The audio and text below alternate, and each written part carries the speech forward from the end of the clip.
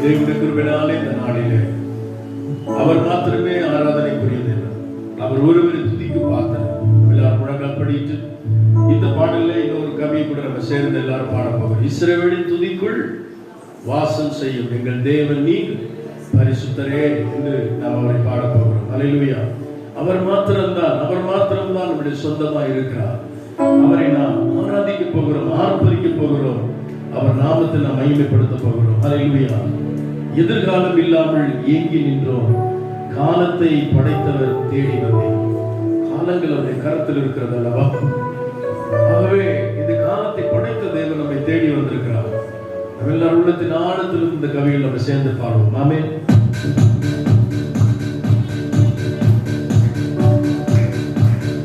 எதிர்காலம் இல்லாமல்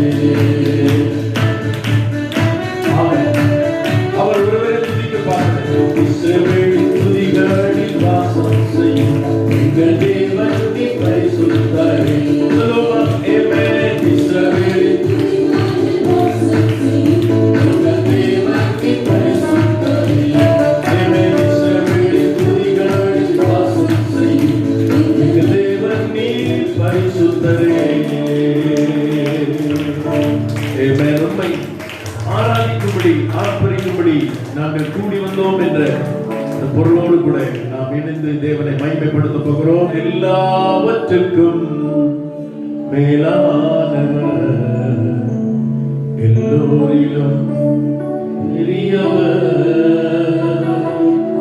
சகலவற்றையும் சிருஷ்டித்தவர், சர்வத்தையும் படைத்தவர். அவரை போல ஒருவர் இல்லை, அவரை போல ஒரு சிறந்தவர் இல்லை. ஆமென். உமக்காகத்தானே உயிர் வாழ்கிறோம், உம்மை தானே நேசிக்கிறேன், வாழ்ந்தாலும் உம்மோடுதான், மரித்தாலும் நான் வாழ்ந்தாலும் இயேசுவுக்காய் தான், மரித்தாலும் இயேசுவுக்காய் தான். இயேசுவே,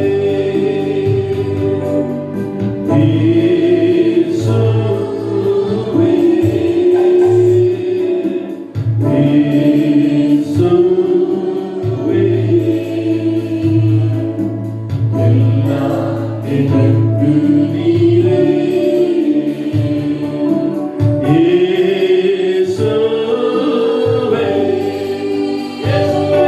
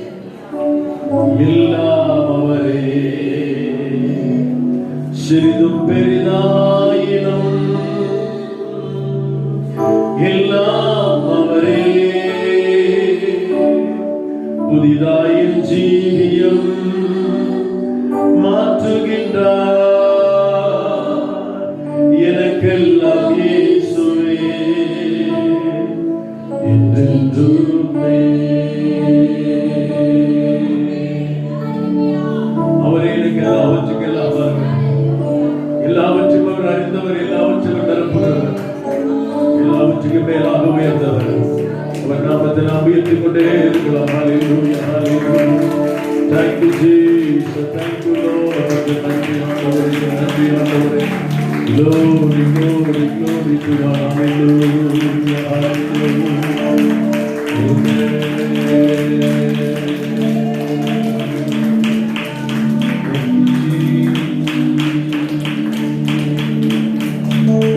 என்னை ஆனந்த தைலத்தால் அபிஷேகம் செய்து ஆவியானவரே,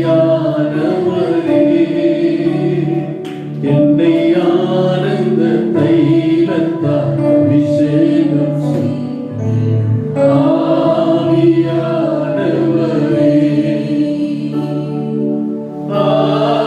ஆவியானவரே,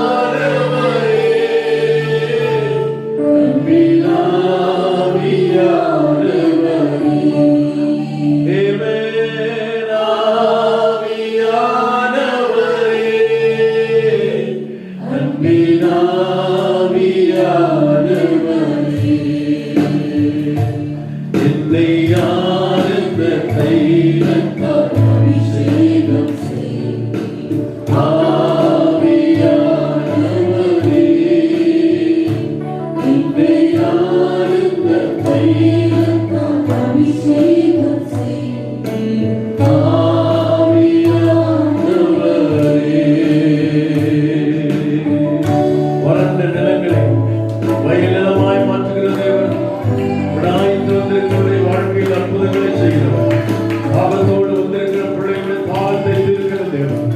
ஜீவன் தண்ணீராய் நமக்குள்ளே. ஆமென், ஹல்லேலூயா. புறப்பட்டு வருகிற பரிசுத்த ஆவியானவருடைய பிரசன்னம். ஆமென். இந்த காலை வேளையிலே நிரப்பும்படியாக. ஹல்லேலூயா, ஆமென். ஆவியானவரே, அன்பினாவியானவரே,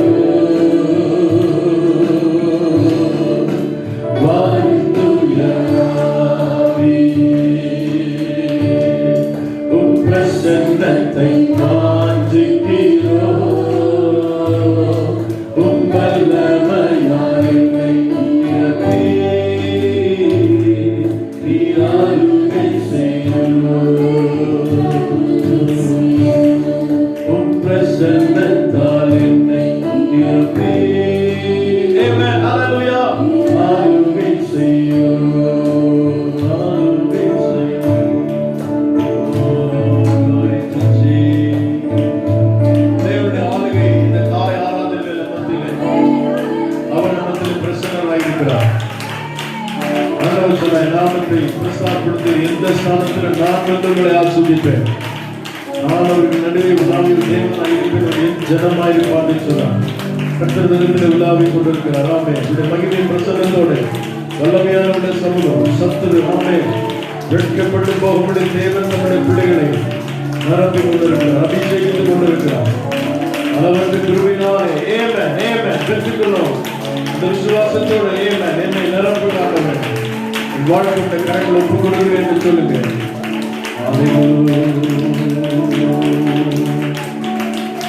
Glory, glory, glory, glory.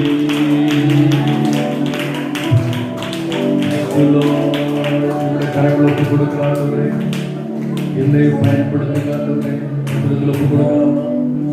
ஆமே தேவகுமாரா தேவகுமாரா என்னை நினைச்சிடுங்க. தேவகுமாரா தேவகுமாரா கொஞ்சம் நினைச்சிடுங்க. நீங்க நினைச்சா ஆசீர்வாதமா இந்த மறந்தா இங்கே போவேனா. நீங்க நினைச்சா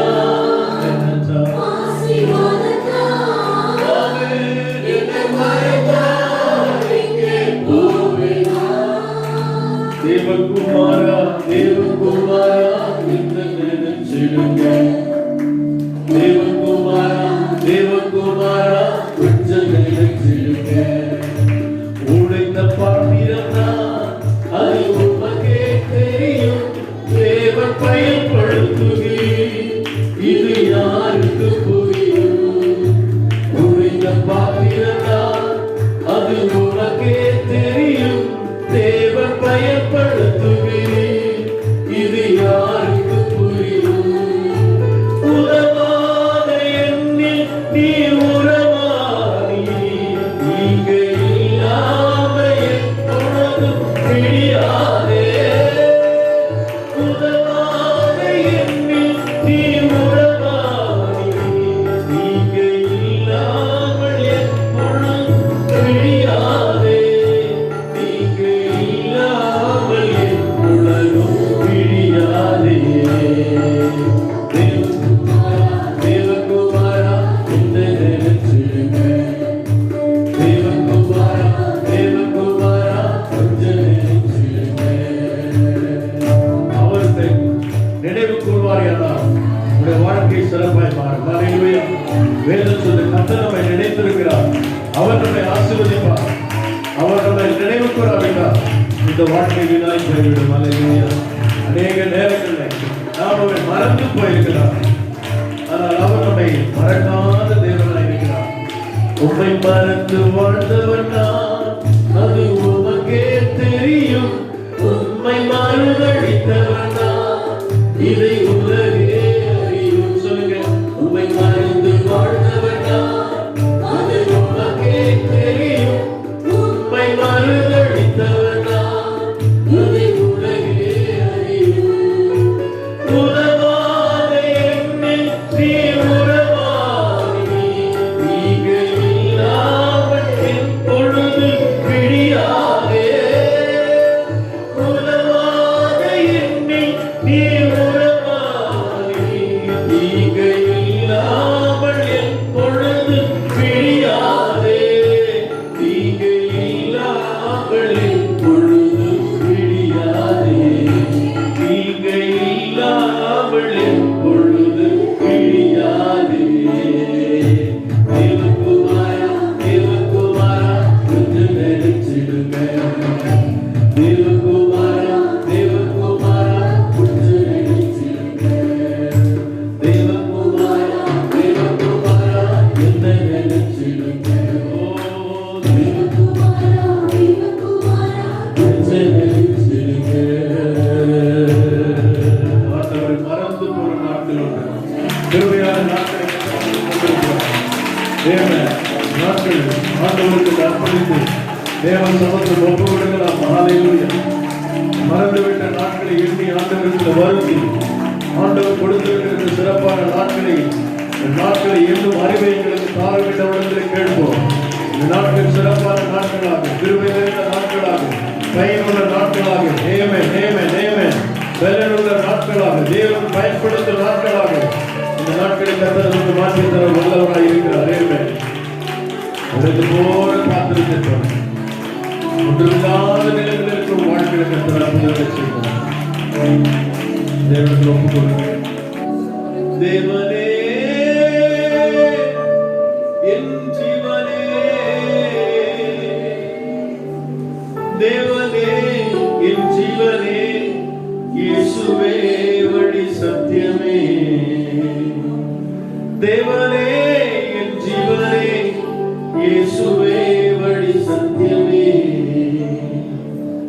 ஆவியின் மீது எழுந்த அன்பு வந்து புரியலை, சித்தம்பின் மீது வைத்திட்ட பின்னும் வாழ தெரியலை.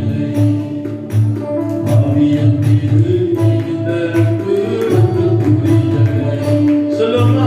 சித்தம்பின் மீது வைத்திட்ட பின்னும் வாழ தெரியலை, இன்னும் வாழ தெரியலை. மண்ணான மனிதனா என்னால் எதுவாகுமோ, மண்ணான மனிதனா என்னால் எதுவாகுமோ, உன் பிள்ளைகளா வாழக்கூடுமோ, உன் பிள்ளைகளா வாழ முடியுமா? ஆவியின் மீது எழுந்த அன்பு புரியலை, சித்தம்பின் மீது வைத்திட்ட பின்னும் வாழ தெரியலை. சொல்லுமா? தேவனே தேவனே தேவனே என் ஜீவனே, இயேசுவே வழி சத்தியமே. இன்றைக்கு தேவ சமூகத்தில் ஒப்பு கொடுக்கலாம். ஆண்டவரே, உமக்காக வாழப்படி, உமக்காக வாழப்படி ஒப்பு கொடுக்கிறேன். ஆண்டவரே, உங்களுடைய திருச்சந்தத்தில் நிறைவேறும்படியாக இந்த விருப்பத்துக்கு முற்றிலுமாக விட்டுக் கொடுக்கிறேன். யாவற்றை திரும்பினால் இதை நிறைத்து கொண்டிருக்கிறீர்கள். ஆண்டவரே, ஆவியின் மீது எத்தனை பெரிய அன்பு வைத்திருக்கிறீர்களப்பா. உலகம் கொடுக்க முடியாத அன்பை எனக்கு தந்திருக்கிறீங்க. ஆண்டவரே, உங்களுடைய மேலான அன்புக்காக உங்களுக்கு நன்றி செலுத்துகிறேன். இந்த புண்ணிய கரங்கள் ஒப்பு கொடுக்கிறப்பா. தொடர்ந்து எங்களோடு இடைப்படுகிறாங்க, தொடர்ந்து எங்களோடு இடைப்படுகிறாங்க. ஆமென். நாம் கர்த்தரால் ஏற்பட்ட பிள்ளைகள் ஒருவரால் ஜெபிப்போம். தேவ செய்திக்குள்ளே போகலாம். தேவனாய் கர்த்தர் இந்த புதிய மாதத்திலே நமக்கு ஒரு வாக்குத்தத்தத்தை கொடுத்தார். அது ஏசாயா தீர்க்கதரிசி புத்தகம் 49ஆம் அதிகாரம் 16ஆம் வசனம். இதோ என் உள்ளங்கைகளில் உன்னை வரைந்திருக்கிறேன் அப்படின்னு ஆண்டவர் சொன்னார். கர்த்தர் உள்ளங்கையில வரைந்திருக்கிறார் என்கிற ஒரு சிறப்பான செய்தியை நாம் கடந்த நாளில் பார்த்தோம். இந்த உள்ளங்கையை குறித்து பழைய ஏற்பாட்டு காலத்தில் சொல்லப்பட்ட உள்ளங்கையிலே வைத்து படைக்கப்படுகிற அசைவாட்டும் பலியை குறித்து நான் சொன்னேன் இல்லையா? ஆசாரிய ஊழியத்திற்கும் தீட்டுப்பட்ட அல்லது தவறிப்போன ஒரு பெண்ணை மீண்டும் சீர்படுத்துவதற்கும், அதுபோல மூன்றாவதாக நசரே விரதத்தை உழைத்தவர்கள் அதை திரும்பவும் நிலைப்படுத்துவதற்கும், அருமையான தேவனுடைய பிள்ளைகளை ஸ்திரப்படுத்துவதற்கும் இந்த அசைவாட்டும் காணிக்கை செலுத்தப்பட்டதை நாம் பார்க்கிறோம். உள்ளங்கையிலே ஆண்டவர் நமக்காக உள்ளங்கையிலே ஆணிகளை ஏற்றுக்கொண்டு அவர் தன்னுடைய உள்ளங்கையில நம்மை வரைந்து வைத்திருக்கிறேன் என்று சொல்லியிருக்கிறார். நாம் இனி அசைவாட்டும் பலியை செலுத்த வேண்டிய அவசியம் இல்லை. அவரே நமக்காக பலியாகிவிட்டார். அல்லேலூயா. நம்முடைய குற்றங்களுக்காக நம்முடைய பிரதிஷ்டையிலே நாம் ஒருவேளை அதிலிருந்து நாம் இடறி போயிருப்போமானால், ஒருவேளை தேவனால் நிலைப்படுத்த வேண்டிய ஒரு அழைப்பை பெற வேண்டுமானாலும் அதற்காக அவரே பலியாகி நம்மை அழைத்து நம்மை ஆசீர்வதித்திருக்கிறார். அந்த தேவன் சொல்கிறார், உன்னை என் உள்ளங்கையில் வரைந்து வைத்திருக்கிறேன். அதனுடைய ரகசியங்களை நாம் பார்த்தோம். தேவன் உள்ளங்கையில வரைந்திருப்பதற்கான 3 காரணங்களை சொன்னேன். ஒன்று, அவர் நம்மை நினைவாயிருக்க, நினைத்திருக்க வரைந்திருக்கிறார். இரண்டாவது, குறித்திருக்க வரைந்திருக்கிறார். மூன்றாவது, பாதுகாக்க உள்ளங்கையிலே நம்மை வரைந்திருக்கிறார். அதில் கடந்த வாரத்தில் நாம் நினைத்திருக்க என்கிற விஷயத்தை நாம் தியானித்தோம். ஆண்டவர் நம்மில் நினைவாயிருக்கிறார் என்பதை குறித்து தெளிவாக நாம் தியானித்தோம். இந்த நாளிலே குறித்திருக்கிறார். ஆமென். நல்லா கவனிங்க. நினைவுக்கு நம்ம என்ன செய்யறோம்னா, ஒருத்தர் நினைவா வச்சுக்கிறோம்னா போட்டோ வச்சுக்கிறோம் இல்லையா? வீடுகளில் பார்த்தீங்கன்னா போட்டோ மாட்டி வச்சிருப்பாங்க. மரிச்சவங்களா இருப்பாங்க, அவங்க நினைவோடு இருக்கணும்னு சொல்லி போட்டோ வச்சிருப்பாங்க. உயிரோடு இருக்கிறவங்க போட்டோ வச்சிருப்பாங்க. அதுல பாத்தீங்கன்னா பிள்ளைங்க போட்டோ அவங்கெல்லாம் வச்சிருப்பாங்க. ஏன்னா அவங்கள பார்க்கும்போது அந்த நினைவு. சிலர்லாம் சின்ன வயசு போட்டோ இப்ப எடுத்து பார்ப்பாங்க. பார்த்தா ரொம்ப ஆச்சரியமா இருக்கும் இல்ல? சின்ன வயசுல எவ்வளவு அழகா இருந்தீங்க, இப்போ ரொம்ப கொடுமையா இருக்கிறீங்க. ஆகவே அந்த நினைவுகளுக்காக தான் போட்டோலாம் நம்ம வச்சுக்கிறோம் இல்லையா? பிரைஸ்லாம் நினைச்சு பார்க்கிறோம். கல்யாணம் பண்ண அந்த புதுசுல நீங்க மணமகளா இருக்கும்போது எவ்வளவு ஒல்லியா இருந்தீங்க, இப்ப பார்த்தா எல்லாம் மாறி போயிருக்கிறீங்க. இதெல்லாம் அந்த வீடியோ பார்க்கும்போது தான் நினைவு வருது. அப்ப எப்படோ உங்களுக்கு கர்லிங் ஹேர்லாம் இருந்துச்சு. நான்லாம் திரும்பி பார்க்குறேன். என் வாலிப வயசு போட்டோலாம் பார்த்தா அப்படி நெடுக்க கோடு எடுத்து இப்படி மாறி பயங்கர ஸ்டைல்லாம் பண்ணி, அப்போல்லாம் வந்து என்னது ஹிப்பி இல்லையா, அப்படி ஸ்டைல், அது அந்த ஹீட்டர்லாம் போட்டு ரொம்ப இதெல்லாம் பண்ணுவாங்க. அப்படிலாம் இருந்தோம். ஆனால் இப்போ பார்த்தா நமக்கு அடையாளமே என்னங்க? சமீபத்தில் ஒரு திருமணத்துக்கு சென்றேன். என்னுடைய நண்பர் போதகர் சொன்னாங்க, நான் திருமணம் நான் தான் லீட் பண்ணிட்டு இருக்கிறேன். தூரத்திலே அவங்க வெளியே இருக்கிறாங்க.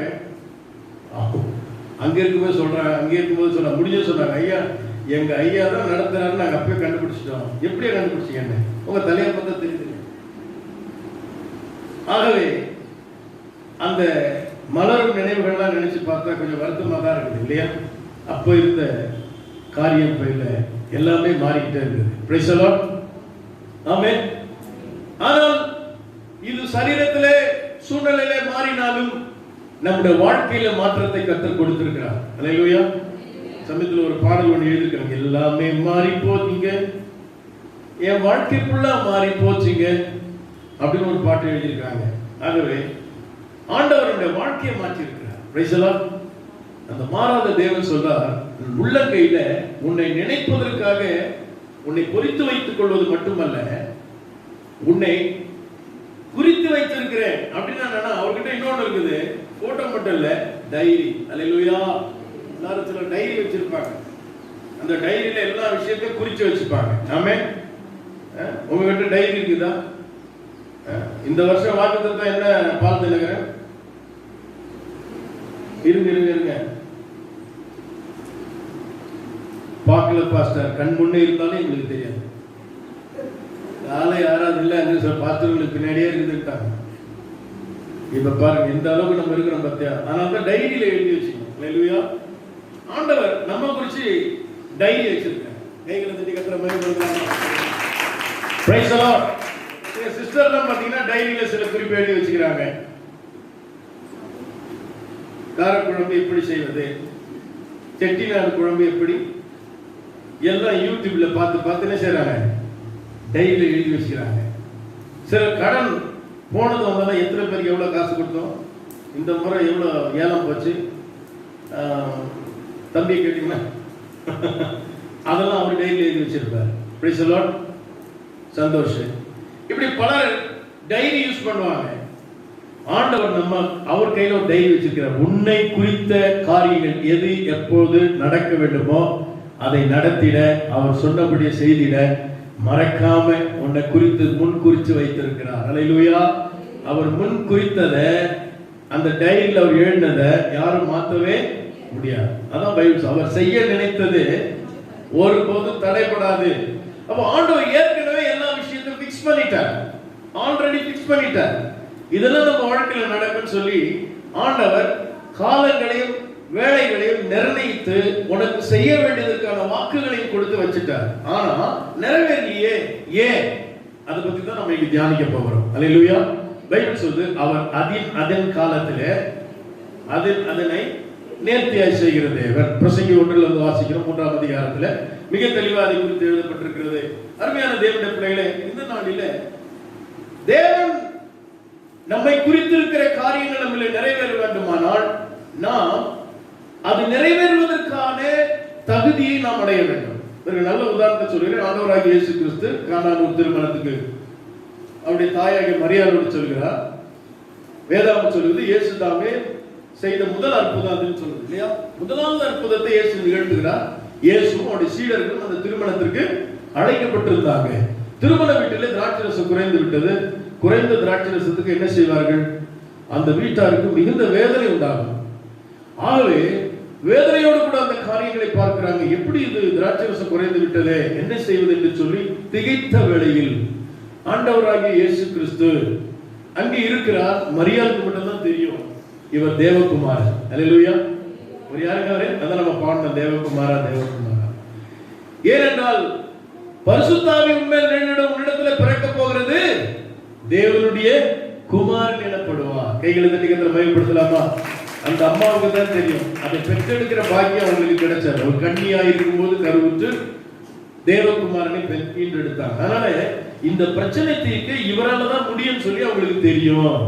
ஆனா அதுக்கு முன்னாடி இயேசு எந்த அற்புதத்தையும் செய்யல.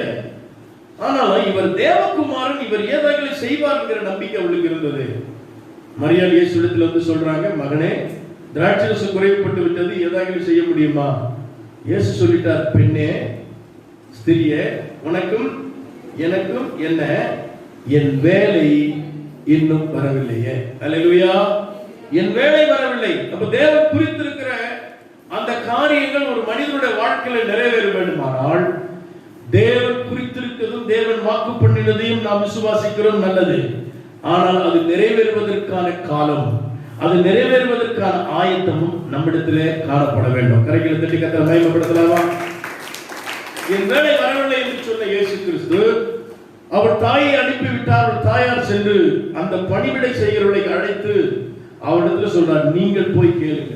அல்லேலூயா. நாங்க என்ன கொடுக்க மாட்டாரு, ஒரு பதில சொல்லி இப்படி சொல்லிட்டாரு, நீங்க என்ன செய்யுங்க, நீங்க போய் கேளுங்கன்னு சொல்றாங்க.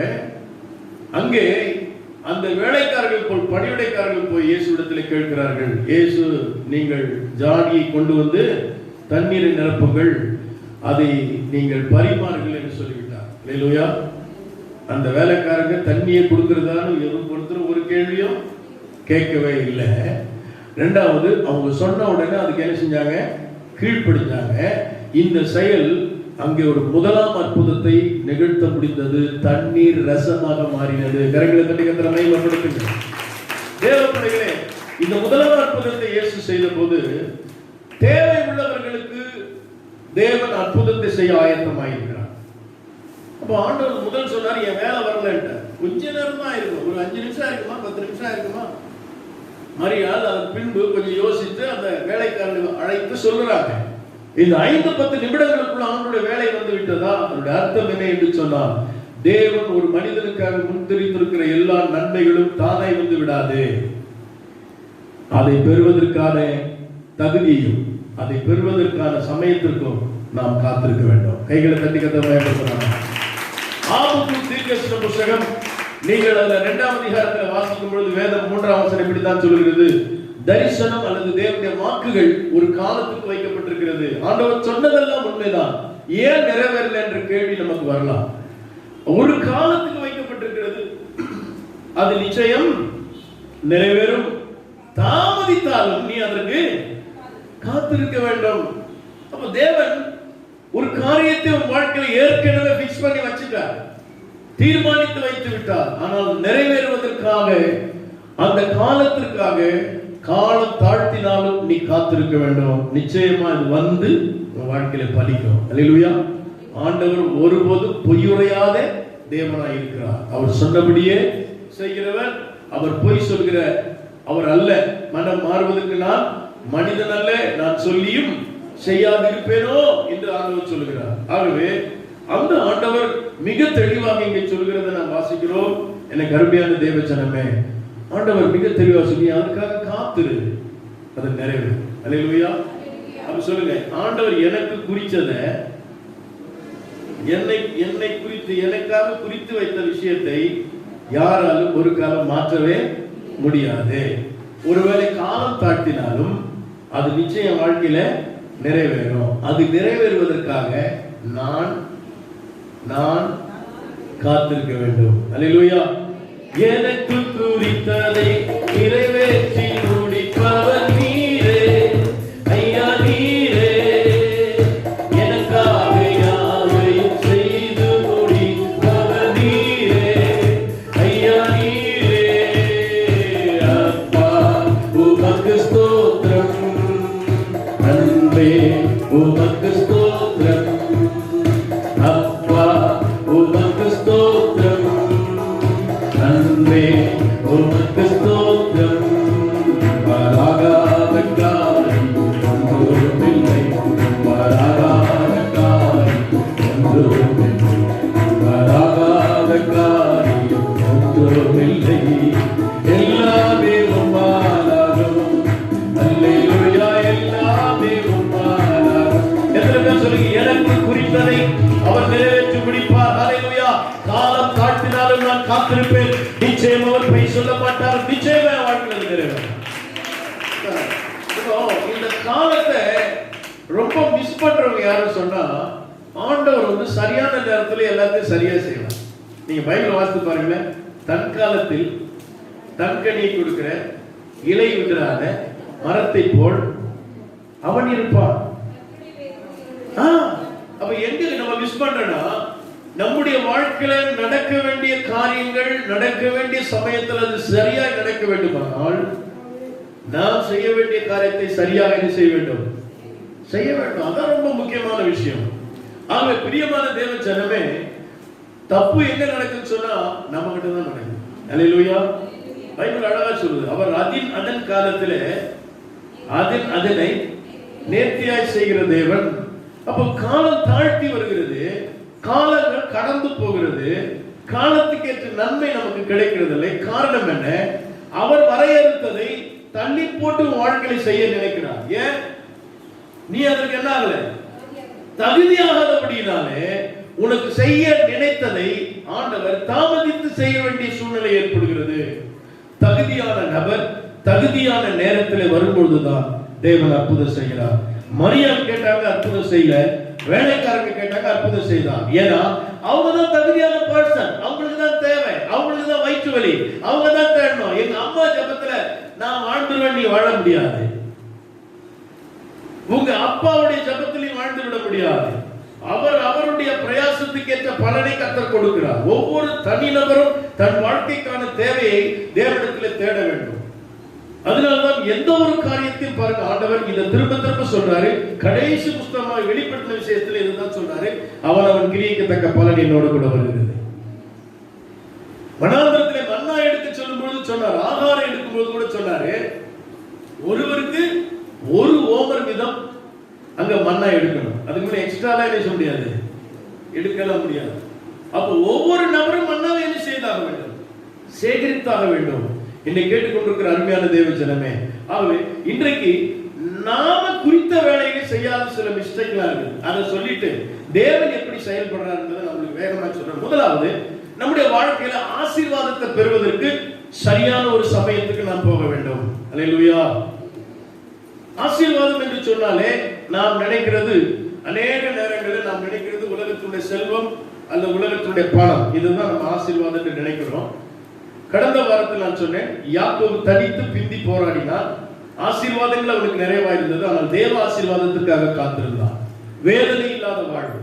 ஆகவே உபாகமத்தின் புத்தகம் 14ஆம் அதிகாரம் 22ஆம் வசனத்தை வாசிக்கும் பொழுது ஆசீர்வாதத்திற்கு வடிகால் முதலாவது என்னன்னா, நாம் சரியான நேரத்தில் சரியானவர்களுக்கு கொடுப்பது. அல்லேலூயா. வாசிங்க.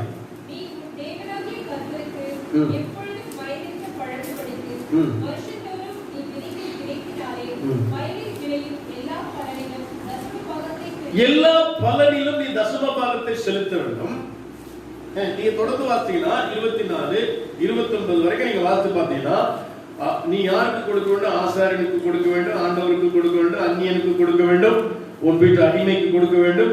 இப்படி எல்லாருக்கும் இது கொடுக்கிற அந்த விஷயம் முதலாவது ஆண்டு சொல்றார். ஆசீர்வாதத்துக்கு ஒரு வடிகால் கொடுக்கிற வாழ்க்கை. கரங்களை தட்டி கர்த்தரை மகிமைப்படுத்தலாம். ஹல்லேலூயா.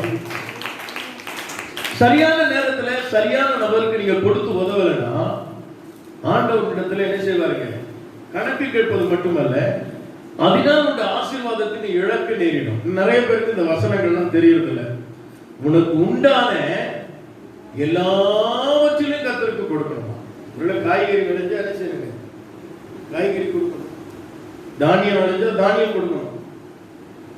இல்ல உங்ககிட்ட ஆடுகள் இருக்குமானா தலையிட்டு என்ன செய்யுங்க, கர்த்தருக்கு கொடுக்கணும். நீ பணத்தை சம்பாதித்தால் அதை என்ன செய்யுங்க, கர்த்தருக்கு கொடுக்கணும். ஏன்னா வருஷந்தோறும் இப்படி செய்ய வேண்டும், இப்படி நீ செய்ய வேண்டும் என்று தேவன் திட்டமாய் சொல்கிறார். வேதாகமத்தில் பல இடங்களில் சொல்கிறார்.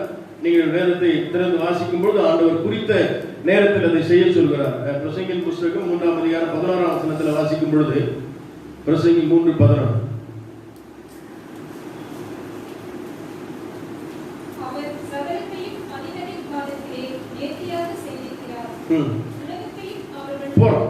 அவர் நேர்த்தியா செய்றார். நம்ம நேர்த்தியா செய்யணுமா?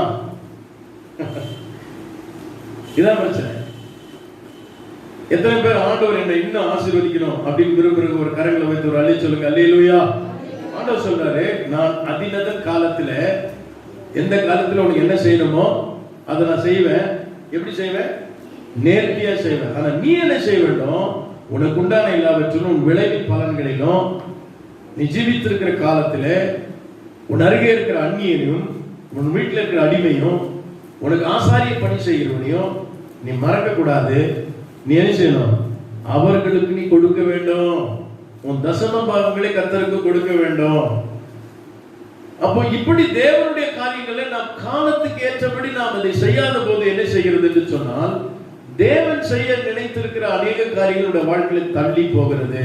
அல்லேலூயா, அல்லேலூயா. மல்லிகாவில் அதுதான் சொல்கிறார், உன்னுடைய தசம பாகங்கள் எல்லாம் பண்டகசாலையிலே கொண்டு வான்னு சொல்றார். யாக்கோபு தன் மாமன் வீட்டுக்கு போவதற்கு முன்னாடி தரிசனம் பார்த்த போது அவன் சொன்னான், ஆண்டவரே, நான் போய் நான் திரும்பி வரும்போது நீர் என்னை ஆசீர்வதிக்கிற எல்லா காரியத்திலையும் நான் என்ன செய்வேன்? உமக்கு நான் காணிக்கை செலுத்துவேன் என்று ஒரு பொருத்தனையோடு போகிறார். அல்லேலூயா. அப்ப எல்லா காரியத்திலும் கர்த்தருக்கு கொடுக்கணும். சின்ன சின்ன விஷயத்தெல்லாம் கூட கொடுக்கணும். ஒரு வீட்டுல 2 பேர் வேலை செஞ்சா ஒருத்தர் கொடுத்துட்டாங்களே நீங்க சும்மா இருக்கக்கூடாது. உங்க பிரயாசத்தின் பலனை ஏதோ ஒரு சின்ன வியாபாரம் பண்றீங்க, அதுல இருந்து ஒரு 10 ரூபாய் கொடுத்தா கூட பரவாயில்ல. நான் கொடுப்பது என்பதன் அவசியத்தை சொல்கிறேன், கொடுப்பதில் உண்மை காரியத்தை சொல்கிறேன். ஏன்னா தேவன் நேர்த்தியா செய்யும் போது நீங்க நேர்த்தியா செஞ்சாதான் உங்களுடைய காலத்திலே உங்களுக்கு நடக்க வேண்டிய நன்மைகள் காலம் தாழ்த்தி வராமல் உங்களுக்கு ஆண்டவர் செய்கிற அந்த நன்மைகள் உங்களுக்கு உடனடியாக அற்புதமாய் கிடைக்கும். கைகளை தட்டி கர்த்தரை மகிமைப்படுத்தலாம். அல்லேலூயா. இந்த லாக்டவுன் நாட்கள்ல நிறைய தேவ பிள்ளைகள் உதவினாங்க. அல்லேலூயா. நெருக்கத்திலிருந்து உதவினாங்க. ஆனா அநேக தேவ பிள்ளைங்க இந்த கொடுக்கிற விஷயத்துல உண்மை இல்லை, ரொம்ப கஷ்டமா இருக்கத்தான் செய்கிறது. ஆனா பைபிள் என்ன சொல்லுதுன்னு சொன்னா, இதனால் என்னை சோதித்து பாருங்கள், இதனால் நான் உங்களை ஆசீர்வதிப்பேன். அல்லேலூயா. ஆகவே வாங்குவதை பார்க்கிலும் கொடுப்பதே பாக்கியம். நான் கொடுக்கிறேன், நான் தைரியமா பேசுறேன். தேவ ஜனமே, நீங்கள் எல்லாவற்றிலும் நீங்க உண்மையா இருந்து பாருங்களேன், உங்க காலத்துல எது சரியா எப்ப நடக்கணுமோ அது கரெக்டா நடக்கும். ஆனா நீங்க எப்ப டிலே பண்றீங்களோ உங்க வாழ்க்கையில எல்லா காரியமும் டிலேவா தான் இருக்கும். அல்லேலூயா. தேவ சமூகத்தில் கூடி வந்திருக்கிற நாம் மிக ஜாக்கிரதையாய் இந்த காரியங்களை கவனிக்க வேண்டும். காலத்தை அறிந்து நாம் செயல்பட வேண்டும். கர்த்தர் நம்ம ஆசீர்வதிக்கிறாரா? சரி, இன்னைக்கு கொஞ்சம் எக்ஸ்ட்ராவா ஆண்டவர் என்ன ஆசீர்வதிச்சிருக்கிறார், அந்த எக்ஸ்ட்ராவா கொடுக்கணும். அல்லேலூயா. இன்றைக்கு இவ்வளவுதான் இருக்கிறதா, அதுல இருந்து நீங்க கொடுக்கணும். அப்ப இந்த கொடுக்கணும்ன்ற விஷயத்துல நீங்க உண்மையா நீங்க இருந்து பாருங்க. நீங்க எங்க போறீங்களோ, எந்த இடத்துல வாழ்றீங்களோ அது பிரச்சனை கிடையாது. நீங்கள் போகிற இடத்துல, வாழ்கிற இடத்துல, நீங்கள் சேர்கிற திருச்சபையில நீங்கள் கர்த்தருக்காக கொடுக்கும் பொழுது தேவன் அதன் மூலம் உங்களை ஆசீர்வதிக்கிறார் என்பதை வேதாகம் நமக்கு திட்டமாய் சொல்கிறது. அப்போ தேவ பிள்ளைகளை கர்த்தருக்கு கொடுக்கிற விஷயத்துல நீங்கள் இதுல உத்தமமா இருங்கள். தேவன் அவர் உங்களை முன்குறித்திருக்கிற காரியங்களை சரியாக நிறைவேற்றுவார். அதெல்லாம் ஆண்டவர் நினைவு கூறுவார். அதெல்லாம் என்ன செய்வாருங்க? நினைவு கூறுவார். இரண்டாவது, ஆபத்து வரும்போது தேவனை தேடணும். கொடுக்கிற விஷயம் மட்டும் இல்ல, தேவனை தேடுற விஷயம். அல்லேலூயா. சங்கீதங்களை வாசிக்கிறோம், 50:15 வாசிக்கிறோம், 91:15 வாசிக்கிறோம். வேதாகமம் சொல்லுகிறது, ஆபத்து காலத்தில் என்னை நோக்கி கூப்பிடு, நான் விடுப்பேன், என்னை மகிமைப்படுத்துவாய். ஆகவே ஆபத்து நேரத்துல ஆண்டவரை நாம நோக்கி கூப்பிடுறோம். ஆனா அனுதினமும் அவரை நோக்கி கூப்பிடுறோமா? அதுல நம்ம உண்மையா இல்லைன்னு சொன்னா காலத்தை நாம் தவற விடுகிறோம். ஏற்ற காலத்திலே நீ உன் வாழ்க்கையில தேசத்திலே நன்மை வர வேண்டுமானால், அவர் மழை பொழிய செய்ய வேண்டுமானால், உன்னுடைய வாழ்க்கையில் ஆசீர்வாதத்தை வர்ஷிக்க பண்ண வேண்டுமானால், உன் வீட்டில் உன் வாழ்க்கையில் உன் மேட்டில் வெளிகளிலும் ஆண்டவர் ஆசீர்வாதமான மழையை பொழிய செய்ய வேண்டுமானால், உன் எல்லைகளிலும் தேவன் ஆசீர்வாதத்தை கட்டளையிட வேண்டுமானால், உங்கள் பிள்ளைகளிடத்தில் தேவன் ஆசீர்வாதத்தை கட்டளையிட வேண்டுமானால், நீங்கள் ஒன்றை தெரிந்து கொள்ளுங்கள், எல்லா காரியத்திலும் உத்தமமாய் கொடுக்க பழகுங்கள். இரண்டாவது, எல்லா காலத்திலும் ஆண்டவரை தொழுது கொள்ள பழகுங்கள். அல்லேலூயா. ஜெபத்தை நிறுத்தவே கூடாது. எங்க போனாலும் என்ன செய்யக்கூடாதுங்க? பிரேயர் பண்றதை நிறுத்தக்கூடாது, தொழுகை நிறுத்தக்கூடாது. ஆகவே ஜெபம் இல்லை என்று சொன்னால், தொழுகை இல்லை என்று சொன்னால் நம்முடைய வாழ்க்கை வீணா இருக்கும். ஆகவே அருமையான தேவ ஜனமே, பிரச்சனை வரும்போது மட்டுமல்ல, எப்பொழுதும் எந்த காலத்திலேயும் தேவனை தொழுது கொள்கிற சிந்தை வேண்டும். இஸ்ரவேல் ஜனங்கள் அடிக்கடி அந்நிய ஜனங்களை சார்ந்து அந்த தெய்வங்களை வணங்க ஆரம்பித்த போதெல்லாம் தேவன் கோபம் கொண்டு அவர்களிடத்தில் அடிமைகளாக ஒப்பு கொடுத்து விட்டார். பைபிளில் எழுதியிருக்குது. அன்னைக்கு எப்படி நடந்ததோ இன்னைக்கும் கர்த்தர் அது செய்கிறார். இன்றைக்கும் நீங்கள் ஆண்டவரை தொழுது கொள்ளாமல் உலகத்தை தொழ ஆரம்பிப்பீர்கள். ஐயா, அப்படின்னா என்ன கேட்பீங்க? உலகத்தோடு நேரத்தை ஸ்பெண்ட் பண்ணுவீங்க, நண்பர்களோடு நேரத்தை செலவிடுவீங்க, ஆண்டவரோடு கொஞ்ச நேரம் பேச மாட்டீங்க, மனுஷங்கிட்ட ரொம்ப நேரம் பேசுவீங்க, பொருள் சம்பாதிக்க நீங்க போவீங்க, ஆனா ஆவிக்குரிய நன்மைகளை சம்பாதிக்க தேவ சமூகத்துக்கு வர மாட்டீங்க. இது கொஞ்சம் கொஞ்சமா உங்க வாழ்க்கையில நடக்கும். இது இப்படி நடக்கும் போது என்ன நடக்குன்னு சொன்னா, உங்களுடைய வாழ்க்கையில கர்த்தர் செய்ய நினைத்ததை காலத்துக்கு ஏற்ற அந்த நன்மைகள் உங்கள் வாழ்க்கையில கிடைக்காமல் போகலாம். ஆகவே சரியான நேரத்துல சரியான ஒரு நபரை நாம் இருப்போம் என்று சொன்னால் தேவன் அதினதன் காலத்திலே அதினதனை நேர்த்தியாய் செய்வதை நாம் பார்க்க முடியும். சோ ஆகவே இந்த வசனம் எல்லாருக்கும் பொருந்தாது. இது யார் அதுக்கு தகுதியா இருக்கிறாங்களோ அவங்களுக்கு தான் இது நிறைவேறும். Price the Lord. ஆகவே இரண்டாவது, ஆபத்துல மட்டும் நீங்க ஆண்டவரை கூப்பிட கூடாது, எந்த காலத்துல ஆண்டவரை கூப்பிடுகிற பிள்ளைகளா இருக்க வேண்டும். ஹல்லேலூயா.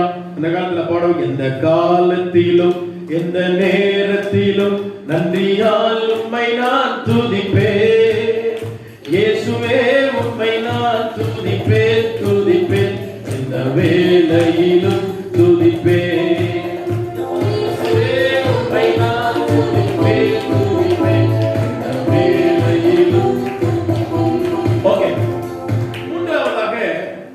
நாம் செய்ய வேண்டிய காலத்துல சில காரியங்களை செய்து விட வேண்டும். ஆமென். இதெல்லாம் பாத்தீங்கன்னா பிள்ளைகளுக்கு எந்த செய்யணுமோ பெற்றோர் அந்த கடமையை செய்யணும். பிள்ளைகள் பெற்றோருக்கு செய்ய வேண்டிய கடமையை செய்யணும். ஆகவே காலம் தாழ்த்தி தன் கடமைகளை செய்யாமல் விட்டுவிடக் கூடாது. ஸ்கூல்ல பாத்தீங்கன்னா, கல்லூரியில பாத்தீங்கன்னா நீங்க பிள்ளைங்க என்ன செய்ய மாட்டாங்க, அவங்க கொடுக்குற அசைன்மெண்ட்டோ ஹோம்வொர்க்கோ என்ன செய்ய மாட்டாங்க, செய்ய மாட்டாங்க, அன்னைக்கு விட்டுறாங்க. அடுத்த நாள் சப்ஜெக்ட் அவங்களுக்கு வருகிறது, இன்னும் அதிக ஹோம்வொர்க் செய்ய வேண்டியதா இருக்கிறது, நண்பர்களோட நேரத்தை செலவிடுறாங்க, விளையாடுவதற்கு நேரத்தை செலவிடுறாங்க, மொபைல் போன்ல நேரத்தை செலவிடுறாங்க. தான் காலத்துக்கு படிக்க வேண்டிய அந்த படிப்புல நிறைய சப்ஜெக்ட்ல வச்சிருக்காங்க. அறியா இல்லையா? இப்ப பாத்தீங்கன்னா அதுக்கு ஒரு அறிவிப்பு வந்தது, பசங்க எல்லாம் ரொம்ப கொண்டாடுறாங்க, சிஎம் தெய்வம் கூட சொல்லிட்டாங்க. கடைசியில ஒரு மாறி போயிடுச்சு, என்ன ஆகும் தெரியல. பாருங்க, ஏன் இவங்க காலத்துக்கு செய்ய வேண்டிய காரியத்தை செய்யாதவர்கள். இது சந்தோஷப்பட்டவங்க யாருன்னா எல்லா மாணவரும் கிடையாது. இவங்க காலத்துக்கு ஜெபிக்க நேரத்துல ஜெபிக்க மாட்டாங்க. ஜுரம் வந்தது தூக்குறவரே ஏசப்பா பாஸ்டர் ஜெபம் பண்ணுங்க பாஸ்டர், அல்லேலூயா. இதுல என்ன அல்லேலூயாவே இல்ல, நேத்து ஜெபம் இல்ல, முந்தா நாள் ஜெபம் இல்ல, ஆனா இன்னைக்கு மட்டும் ஜெபம். ஏன்? ஆபத்துல மட்டும் ஆண்டவரை நீங்க அவரை கூப்பிடக்கூடாது. எந்த காலத்துல நீங்க தேவனை தேடணும். அப்படிப்பட்ட ஒரு வாழ்க்கை இருக்கணும். அருமையான தேவஜனமே, காலத்தை தவறிவிடக் கூடாது. உன்னுடைய காலத்தை அதை சரியான விதத்துல நீ பயன்படுத்த வேண்டும். ஆண்டவர் சில தருணங்களை நமக்கு தருவார், அந்த தருணங்களை நீங்கள் பயன்படுத்த வேண்டும். ஆகவே எல்லாம் ஏற்ற காலத்தில் ஆண்டவர் செய்வார் நீ சொல்லிவிடக் கூடாது. உன்னுடைய நாட்களில் நீ எதை செய்ய வேண்டுமோ அதை நீ செய்யணும். அல்லேலூயா. உன்னுடைய நாட்களே உன்னுடைய பெற்றோருக்கு செய்ய வேண்டியதை செய்யணும். வயசாயிட்டா பெற்றோரை மறந்துடக்கூடாது. பிள்ளைகள் பெற்றோருக்கு செய்ய வேண்டிய கடமைகளை செய்யணும். சில தாய்மார்கள் பிள்ளைகளுக்கு செய்ய வேண்டிய கடமை செய்ய மாட்டாங்க, பாட்டு தூங்கிட்டு இருப்பாங்க. என்னம்மா பசங்களா பட்டினியா இருக்கும், என்ன ஆச்சு, என்னங்க என்னமாச்சு?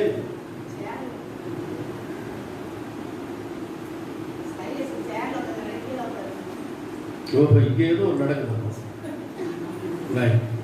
அவருக்கு பதவி உயர்வு கொடுத்துருக்காங்க. நன்றாக அந்த கடமைகளை நம்ம செய்யாம போயிடக்கூடாதுங்க. சில இடங்களை பார்ப்பேன், அந்த பிள்ளைகள் ஏதாச்சும் சாப்பிட்டு போ, கணவருக்கு சாப்பாடு கொடுக்க மாட்டாங்க. சோம்பேறி யாருக்கு? அவங்க தன் கடமையை நிறைவேற்ற மாட்டாங்க. ஆகவே அந்த பிள்ளைகள் என்ன நினைப்பார்கள், அவருடைய கணவர் மேல எப்படி பாசம் காட்டுவார்? கணவன் மாற்றில தவறு செய்யறாங்க. தன் மனைவிக்கு செய்ய வேண்டிய ப்ரொவிஷன் வாங்கி கொடுக்கறது இல்ல. எப்படின்னா அப்படி சொல்றாங்க, எப்படின்னா நீ குடும்பத்தை நடத்து, உனக்கு ரொம்ப திறமை இருக்குன்னு சொல்லு. அது எல்லாம் போய் கடன் வாங்கி அந்த சிஸ்டர் எப்படியோ குடும்பத்தை நடத்தும். பொறுப்பில்லாத வாழ்க்கை. உனக்கு கர்த்தர் அந்த கடமையை கொடுத்திருக்கிறார். அது எப்ப செய்யணும்னா, எப்ப செய்யுங்க, எப்பொழுதும் அந்த கடமை உணர்வோடு நீ செயல்பட வேண்டும். அல்லேலூயா. அப்ப நம்முடைய காலத்தை வேஸ்ட் பண்ணிட கூடாது. படிக்கிற நேரத்துல படிக்கணும், வேலை செய்யற நேரத்துல வேலை செய்யணும், பிள்ளைகளுக்கு செய்ய வேண்டிய கடமையை செய்யணும், ஆலயத்துக்கு போக வேண்டிய கடமையை செய்யணும், உறவுகளை சார்ந்த விஷயங்களை நம்ம எதை செய்யணும் அதை செய்யணும். பொறுப்பாய் நம்முடைய காரியங்களை காலத்தை தாழ்த்தி அந்த காலமே அந்த காரியங்களை செய்வோமானால் நம்முடைய வாழ்க்கையில கர்த்தர் அதனதன் காலத்துல அதனை நேர்த்தியா செய்வார். அல்லேலூயா. அதுவே நம்ம ஆண்டவருடைய வாக்குத்தத்தத்தை பிடிச்சிட்டு ஆண்டவரே செய்யும் நீங்க கேட்கலாம். நீங்க என்ன செஞ்சீங்க? உங்க கடமைகளை செஞ்சீங்களா? செய்ய வேண்டியதை செஞ்சீங்களா? செய்ய வேண்டிய நேரத்தில் செய்ய வேண்டிய நபர்கள் செஞ்சீங்களா? அதை நீங்கள் செய்யாமல் போனால் அதனாலதான் உங்களுக்கு பிரச்சனை வருகிறது. ஆனால் தேவன் எல்லாவற்றையும் செய்ய வல்லவராய் இருக்கிறார். அல்லேலூயா. அவர் நேர்த்தியாய் செய்வேன் என்று சொல்கிறார். அவருடைய பிள்ளைகளாய் இருக்கிற நாம நேர்த்தியா செய்யணும்னா நம்ம அவருடைய கைக்குள்ள இருக்க வேண்டும். அவர் நம்மை குறித்து வைத்திருக்கிற காரியங்களை நம்மை கொண்டு அவர் நிறைவேற்ற வல்லவராய் இருக்கிறார். அல்லேலூயா. ஆகவே அருமையான தேவனுடைய பிள்ளைகளே, செய்ய வேண்டிய காரியத்திலே நாம செய்யணும். வேதாகமத்தை நீங்க வாசித்து பார்த்தீங்கன்னா வேதாகமம் மிக தெளிவா சொல்லுது. எஸ்தரின் புத்தகத்துல வாசிங்க 4ஆம் அதிகாரம் 16ஆம் வசனத்துல எஸ்தர் ராஜாத்தியே நீ மௌனமாய் இருக்காதே, இது செயல்பட வேண்டிய ஒரு காலம். இந்த காலத்தில் மௌனமாய் இருந்தால் ரட்சிப்பு வேறொருத்திலிருந்து வரும். 2 ராஜாக்கள் 7:9 வாசிக்கும் பொழுது கிறிஸ்தவர்கள் சொல்றாங்க, இது நற்செய்தி அறிவிக்கிற நாள், நாம் சும்மா இருந்தால் குற்றம் நம்மேல் சுமரும் என்று சொல்கிறார்கள். எனக்கு அருமையான தேவனுடைய ஜனமே, கர்த்தருடைய பிள்ளைகளே, யோசித்து பாருங்கள். வேதாகமம் மிக தெளிவாய் நமக்கு சொல்கிறது, எந்த காரியத்தை எப்பொழுது செய்ய வேண்டுமோ அதை அப்பொழுது செய்துவிட வேண்டும், அதை மாற்றி செய்யக்கூடாது. ஹல்லேலூயா. ஆகவே எஸ்தர் உடனடியாய் புறப்பட்டவள் ஜெபித்து இந்த தேசத்துக்கு விடுதலை தந்தாள்.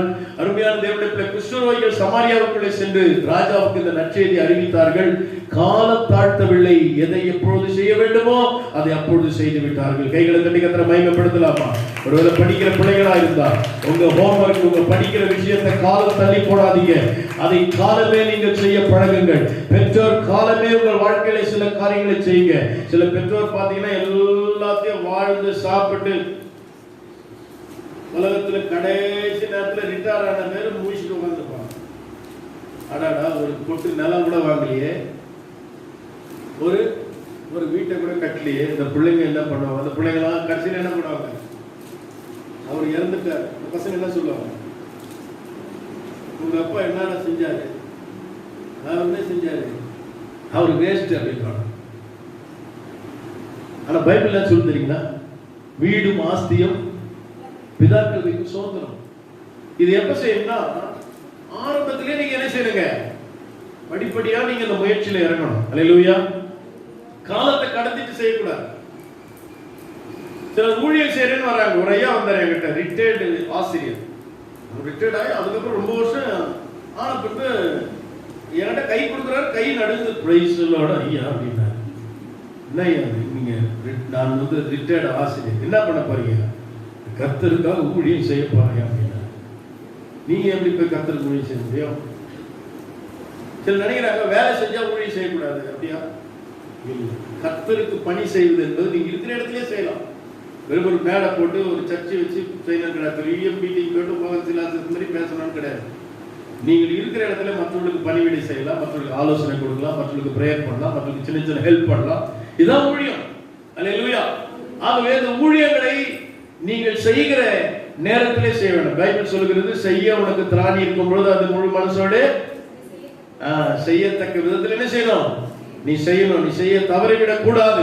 கர்த்தர் அதுக்கு தான் இந்த பூமியில வைத்திருக்கிறார். ஆகவே ஒரு ரைட் டைம்ல நீங்க என்ன செய்யுங்க, ரைட் பர்சனுக்கு நீங்க என்ன செய்யுங்க, அந்த உதவிகளை நீங்க செஞ்சிட்டீங்கன்னா பரலோகத்துல ஆண்டவர் அது நினைவு புத்தகத்துல எழுதி வச்சுப்பார். பரலோகத்துல உங்களுக்கு பலன் வரும். அதுதான் சொல்றேன், காலம் அறிந்து செயல்படுங்கள். எதை எப்படி செய்ய வேண்டும்? ஜெபிக்கிறது ஜெப நேரங்கள்ல தொழுது கொள்றதை விட்டுறாதீங்க. எங்கனா ஊர்ல போய் உட்கார்ந்துக்காதீங்க. சில தேவ பிள்ளைங்க எங்கனா ஊர்ல போய் உட்கார்ந்துக்கிறாங்க. பல மாதங்கள் வர மாட்டாங்க. எங்கேயாச்சும் வாரம் கிளம்பிடுவாங்க. சில என்னங்க சர்ச்சைக்கு வரலையா? ஐயோ அங்க ஒரு சர்ச்சை இருக்குதியா, இங்க ஒரு சர்ச்சை இருக்குதியா. நீங்க எங்க போனாலும் சர்ச்சை இருக்கதான் செய்யும். இருக்கிற சர்ச்சில் உங்க சர்ச்சை கிடையாது. அல்லேலூயா. ஏதோ ஒரு நெருக்கடியான வர முடியாத சூழ்நிலை நீங்க போலாம். உங்களுக்கு ஒரு ஐக்கியம் இருக்கிறது. சபை என்பது பாஸ்டர் அல்ல, கட்டிடம் அல்ல. சபை என்பது இந்த கூட்டம். இந்த கூட்டம் உங்களுக்காக ஜெபிக்கிறது, இந்த கூட்டம் உங்களுக்காக காத்திருக்கிறது. இது ஒரு உடல். இந்த உடலோடு நீ இணைந்து விட்டால் தான் தேவனுடைய வாக்குறுதி உங்களை நிறைவேறும். சபை உங்களுக்கு வேண்டும். நம்முடைய ஐக்கியத்தை நம்ம சேரணும், திருப்பத்தில் நம்ம வந்து சேரணும். அதை நம்ம விட்டுறவே கூடாது என்கிற அந்த வைராக்கியம் நமக்கு தேவை. அல்லேலூயா, அல்லேலூயா. இதை சரியான விதத்தில் செய்து விட்டால் உங்களுடைய நெருக்கடி காலங்களில் தேவனே உங்களுக்கு உதவி செய்வார். நீங்க தேவன்கிட்ட போய் ஜெபம் பண்ண வேண்டிய அவசியம் கிடையாது. ஏன்னா அவர் ஏற்கனவே வாக்கு பண்ணிட்டார். ஃபிக்ஸ் பண்ணிட்டார். எல்லாம் கரெக்ட் டைம்ல அது நடக்கும். ஆனா நீ கரெக்டான ஒரு பர்சனா இருக்கணும். அதுக்கு தான் நான் உங்களுக்கு சொல்கிறேன், நீங்கள் கொடுப்பதிலே, இரண்டாவது நீங்கள் ஜெபிப்பதிலே, தொழுது கொள்வதிலே, மூன்றாவது நீங்கள் செய்ய வேண்டிய காரியங்களை செய்ய வேண்டிய காலத்திலே செய்ய வேண்டும். அல்லேலூயா. காலம் தாழ்த்திராதீங்க. ஆக உங்களுடைய கடமைகளை நீங்க செய்ய நீங்கள் ஆவலா இருக்க வேண்டும் என்று இயேசு நாமத்திலே உங்களை அன்பாய் கேட்டுக்கொள்கிறேன். அருமையான தேவ ஜனமே, அது மாத்திரமல்ல, காலத்துக்கு முன்னாடி தீர்ப்பு சொல்லாதீங்க. காலத்துக்கு முன்னாடி பைபிள்ல அதை குறித்து நான் சொல்லுகிறேன். 1 கொரிந்தியர் புத்தகம் 4:5 வேகமா என்னோட வாங்க. 1 கொரிந்தியர் 4:5. காலத்துக்கு முன்னே யாதொன்றை குறித்து தீர்ப்பு சொல்லாதீர்கள். நம்ம பாருங்க, ரொம்ப கவனிக்க வேண்டிய ஒரு விஷயம். உங்க கடமையில செய்யுங்க, காலத்துக்கு முன்னாடி அவசரப்பட்டுனே செய்யாதீங்க. தீர்ப்பு சொல்ல யாரோ ஒரு சகோதரி உங்களிடத்துல வந்து ஒரு செய்தியை சொல்றாங்க. அந்த செய்தி கேட்டு நல்ல அன்பான ஒரு சகோதரியை பார்த்து செய்ய, இவங்களா அவங்க ரொம்ப மோசமானவங்க அப்படின்னு இன்னொருத்தர்கிட்ட சொல்றது. அந்த 4வது தெருல இருந்து வந்து சொன்ன சிஸ்டர் வந்து ஏற்கனவே 2-3 குடும்பத்தை உடைச்சிட்டாங்க. தெரியுமா உங்களுக்கு? உங்களுக்கு தெரியாது. எப்பவுமே நமக்கு செய்தி சொல்றவங்க நல்லவங்க மாதிரி தெரியும். நான் சொல்லப்படுற செய்தி அவசியமா அவசியம் இல்லையா என்பதை நீங்க தான் தீர்மானிக்கணும். காலத்துக்கு முன்னாடி உங்க நல்லவங்க கெட்டவங்க தீர்ப்பு செய்யாது. காலத்துக்கு முன்னாடி இது நடக்காதுன்னு சொல்லி நீங்க முடிக்காத. இது அவ்வளவுதான் சொல்லி ஒரு முடிவு சொல்லாது. உன்னுடைய காலங்கள் கர்த்தருடைய கையில் இருக்கிறது. கரங்களை தட்டி கர்த்தருக்கு சோதனை பண்ணுங்க. விதைக்கிறவனாலும் அல்ல, நீர் பாய்ச்சுகிறவனாலும் அல்ல, விளைய செய்கிறவர் தேவன். அல்லேலூயா. அந்த தேவனை நான் ஆராதிக்கிறேன். ஆகவே காலத்துக்கு முன்னாடி தீர்ப்பு சொல்லிடக்கூடாது. இந்த சபை சரியில்லை, இந்த பாஸ்டர் சரியில்லை, இந்த குடும்பம் சரியில்லை, அப்படி எப்படின்னு தீர்ப்பு செய்யக்கூடாது. ஆகவே அருமையான தேவனுடைய பிள்ளைகளே, உன்னுடைய வாழ்க்கையில, உன்னுடைய நினைவுகளிலே, உன்னுடைய வார்த்தையில இதுல ரொம்ப கவனமா இருக்கணும். அப்படி செஞ்சினா ஏற்ற காலத்துல தேவன் உனக்கு ஆசீர்வாதமான மழையை வர்ஷிக்க பண்ணுவார். அல்லேலூயா. உன் வாழ்க்கையில கிடைக்க வேண்டிய நன்மைகள் அது கால தாமதமாக காரணம் என்ன தெரியுங்களா? தேவன் ஒரு தகுதியான நபராக வளர்ந்து வரும்பொழுது திடீரென்று உன்னுடைய தவறான யோசனைகள், தவறான பழக்க வழக்கங்கள், உன்னுடைய நடவடிக்கைகள் மாறும் பொழுது தேவன் ஆசீர்வதிக்க நினைத்ததை அவர் ஆசீர்வதிக்காமல் அதை காலம் தள்ளி போடுகிற ஒரு நிலை ஏற்படுகிறது. அல்லேலூயா. திரும்பவும் நீ தகுதியாகும் பொழுதுதான் தேவன் அதை உனக்கு தருவார். நீ தகுதி இல்லாத போது தேவன் உனக்கு என்ன செய்ய மாட்டார்? தரவே மாட்டார். அல்லேலூயா. வெளிநாடு வேலைக்கு போனோம், வெளிநாடு வேலைக்கு தான் போறாங்க, போட்டோம். அதுக்கு என்ன பிரச்சனை? போலீஸ் கிட்ட இருந்து ஒரு பர்மிஷன் வாங்கணும், டாக்டர் கிட்ட இருந்து ஒரு லெட்டர் வாங்கணும். ஏன்? இவர் பாடி ஃபிட்னஸ் சரியா இருக்குதா? இவர் ஏதாவது பேஷண்டா? இவர்கிட்ட நோய் எதனா இருக்குமா அப்படின்னு என்ன செய்யறாங்க? வெளிநாட்டுல அந்த ஏஜென்ட் நம்ம அனுப்புறோம். என்ன செய்யறாங்க? இதெல்லாம் டெஸ்ட் எடுத்து தான் அனுப்புறோம். ஏன்னா அவங்க ஏத்துக்க மாட்டாங்க. அதே போல இவரு வேலைக்காரத்தனை போட்டோம். ஏன் போலீஸ் கிட்ட போய் லெட்டர் வாங்கணும்? இவர் ஏதாச்சும் பிரச்சனைல மாட்டிக்கிறார், இவர் ஒரு அக்யூஸ்டா, இவர் மோசமான நபரா என்பதை அவங்க ஆராய்ச்சி பார்க்கிறார். கர்த்தருடைய பிள்ளைகளே, நன்றாக கவனித்துக் கொள்ளுங்கள். காலவேளை தேவ சமூகத்தில் வந்திருக்கிறதான நாம் கவனிக்க வேண்டிய சில காரியங்கள் வேதம் நமக்கு தெளிவாய் சொல்லிக் கொடுக்கிறது. ஆகவே என்னை கேட்கிற பிரியமான தேவ ஜனமே, எல்லாவற்றையும் அவர் அதினதன் காலத்திலே அவர் நேர்த்தியாய் செய்கிறார். அல்லேலூயா. அல்லேலூயா. அப்ப தேவன் நம்முடைய வாழ்க்கையில நேர்த்தியாய் செய்ய வேண்டுமானால் நாம் நேர்த்தியான ஒரு நபராய் அங்கு போக வேண்டும். நாம் நம்முடைய கடமைகளை தவறக்கூடாது. சரியான நேரத்தில் சரியான நபராய் நாம் அங்கு அவருக்கு முன்பாக நாம் வரும் பொழுது தேவன் ஏற்கனவே நமக்கு முன்குறித்தவர்கள் எல்லாம் நம்முடைய வாழ்க்கையில நிறைவேறும். அது ஒரு நாளும் தடைபடாது. தேவன் செய்ய நினைத்தது ஒரு நாளும் தடைபடவே படாது. தடை காரணம் யாருங்க? நாம தான் காரணம். என்னுடைய அறியாமை, என்னுடைய சோம்பல், என்னுடைய என்ன சொல்றது, கொடுக்காத சிந்தைக்கு என்ன சொல்றது, என்னமா சொல்றது, என்னுடைய சுயம். ஆமே, என்னோட சொல்லிக்கலாம். ஆகவே நாம் மற்றவர்களை தீர்ப்பு சொல்லுகிற காரியம், இந்த விஷயங்களை யோசித்து பாருங்க. ஆகவே ஏற்ற காலத்துல ஏற்ற நன்மை சகாயத்தை நம்ம அடையணும்னு சொன்னா நம்முடைய நாட்களை நாம் எப்படி பயன்படுத்துகிறோம்? ஜெப வாழ்க்கையில அவரை தொழுது கொள்கிறதிலே, கொடுப்பதிலே, நம்முடைய கடமைகளை செய்வதிலே, தீர்ப்பு சொல்லுகிறதிலே நாம் காலம் முன்னாக அவசரப்பட்டு காரியங்களை செய்யாதபடிக்கு எதை எப்படி செய்ய வேண்டுமோ அதை நாம் செய்வதற்கு நாம் பழக வேண்டும். அல்லேலூயா. அப்பொழுது தேவன் நம்மை பார்க்கிறார், நம்முடைய செயலை பார்க்கிறார், நம்முடைய எண்ணத்தை பார்க்கிறார், நம்முடைய கிரியைகளை பார்க்கிறார், நம்முடைய ஜெபத்தை பார்க்கிறார், நம்முடைய உதார குணத்தை பார்க்கிறார், இந்த உத்தமத்தை தேவன் பார்க்கிறார். இது எல்லாவற்றையும் பார்க்கிற தேவன் ஏற்ற காலத்தில் நன்மையானது உனக்கு செய்வார். சிலருடைய வாழ்க்கையில உடனே எல்லாமே நடக்கும். ஏன்? அவங்க கரெக்டா இருப்பாங்க. அவங்க கெஞ்ச மாட்டாங்க, குதிக்க மாட்டாங்க, ஓட மாட்டாங்க. ஆனா கெஞ்சி கூத்தாடி ஓடி அடிபட்டு உதப்பட்டு போராடி வர காரணம் என்னன்னா, நாம சரியான நேரத்துக்கு ஜெபம் பண்றது இல்லை. தானியேல் பாருங்க, பத்திரத்துக்கு ராஜா கையொப்பம் போட்டாருன்னு தெரிஞ்சும் அவன் வழக்கம் போல ஆபத்துல ஜெபிக்கல, எப்ப போல ஜெபிச்சார், எப்ப போல தேவனை தொழுது கொண்டார். எப்பொழுது போல எல்லாவற்றையும் கொடுங்க, எப்பொழுது போல உங்களுடைய கடமைகளை நிறைவேற்றுங்க. யாரு செய்யறாங்க செய்யல என்பதல்ல, உன் குடும்பத்திற்கு, உன்னுடைய பள்ளிக்கூடத்துல, உன்னுடைய கல்லூரியில, உன்னுடைய திருச்சபையில, சமுதாயத்துல, உறவினர் மத்தியில உங்களுடைய கடமைகளை சரியாய் நீங்கள் நிறைவேற்றுங்கள். உங்களுக்கு திராணி இருக்கும் பொழுது செய்ய வேண்டிய காரியத்தை சரியான நேரத்தில் நீங்கள் செய்து விடுங்கள். அருமையான தேவனுடைய பிள்ளைகளை, மட்டுமல்ல எனக்கு அருமையான தேவனுடைய பிள்ளைகளை, உங்களுடைய வாழ்க்கையில் இவைகள் எல்லாத்தையும் நிர்ணயித்துக் கொண்டு காலம் வரதுக்கு முன்னாடி தீர்ப்பு எதுவுமே செய்யாதீங்க. உங்களுடைய மைண்டை ஃப்ரீயா வச்சுக்கோங்க. ஹல்லேலூயா. எல்லாரும் இயேசுவை பார்க்கிற வண்ணமாய், இயேசு பார்க்கிற வண்ணமாய் நீங்கள் பார்க்க தீர்மானியுங்கள். எனக்கு அருமையான தேவனுடைய பிள்ளைகள், இவ்விதமான உங்களுடைய வாழ்க்கையை நீங்கள் சீர்படுத்தி வைத்துக் கொள்ள வேண்டும் சொன்னால் தேவன் ஏற்ற காலத்தில் உங்களை வாழ்க்கையில் ஆசீர்வாதத்தை கட்டளையிடுவார். ஏன் சொன்னால் நம்முடைய காலங்கள் 31ஆம் சங்கீதம் 15ஆம் வசனத்தில் வாசிக்கிற நம்முடைய காலங்கள் யார் கையில் இருக்கிறது? கர்த்தருடைய கையில் இருக்கிறது. என்னுடைய காலங்கள் கர்த்தருடைய கையில் இருக்கிறது என்று வேதம் மிக தெளிவாக நமக்கு சொல்லிக் கொடுக்கிறதை வாசிக்கிறோம். ஆகவே காலத்துக்கு முன்பாக நாம் எந்த ஒரு காரியத்தையும் செய்து விடாதபடிக்கு அருமையான தேவனுடைய பிள்ளைகளை, ஆண்டவர் மிக அற்புதமாக இந்த காரியங்களை நமக்கு சொல்லிக் கொடுத்திருக்கிறார். ஆகவே உன்னுடைய காலங்கள் கர்த்தருடைய கரத்தில் இருப்பதனால் நீ நினைக்கிறதுபடி அல்ல, தேவன் நினைக்கிறபடி தான் நடக்கும். அல்லேலூயா. இப்ப நம்ம யாருடைய நினைவுக்குள்ள வரணுங்க? நம்ம போராடி ஜெபம் பண்ணுவோம், ஒரு நபருக்காக ஜெபம் பண்ணுவோம், அவங்களுக்கு ஒண்ணுமே நடக்காது. ஏன்? அந்த நபர் என்ன செய்ய வரல, சரியான இடத்துக்கு அவங்க வரல.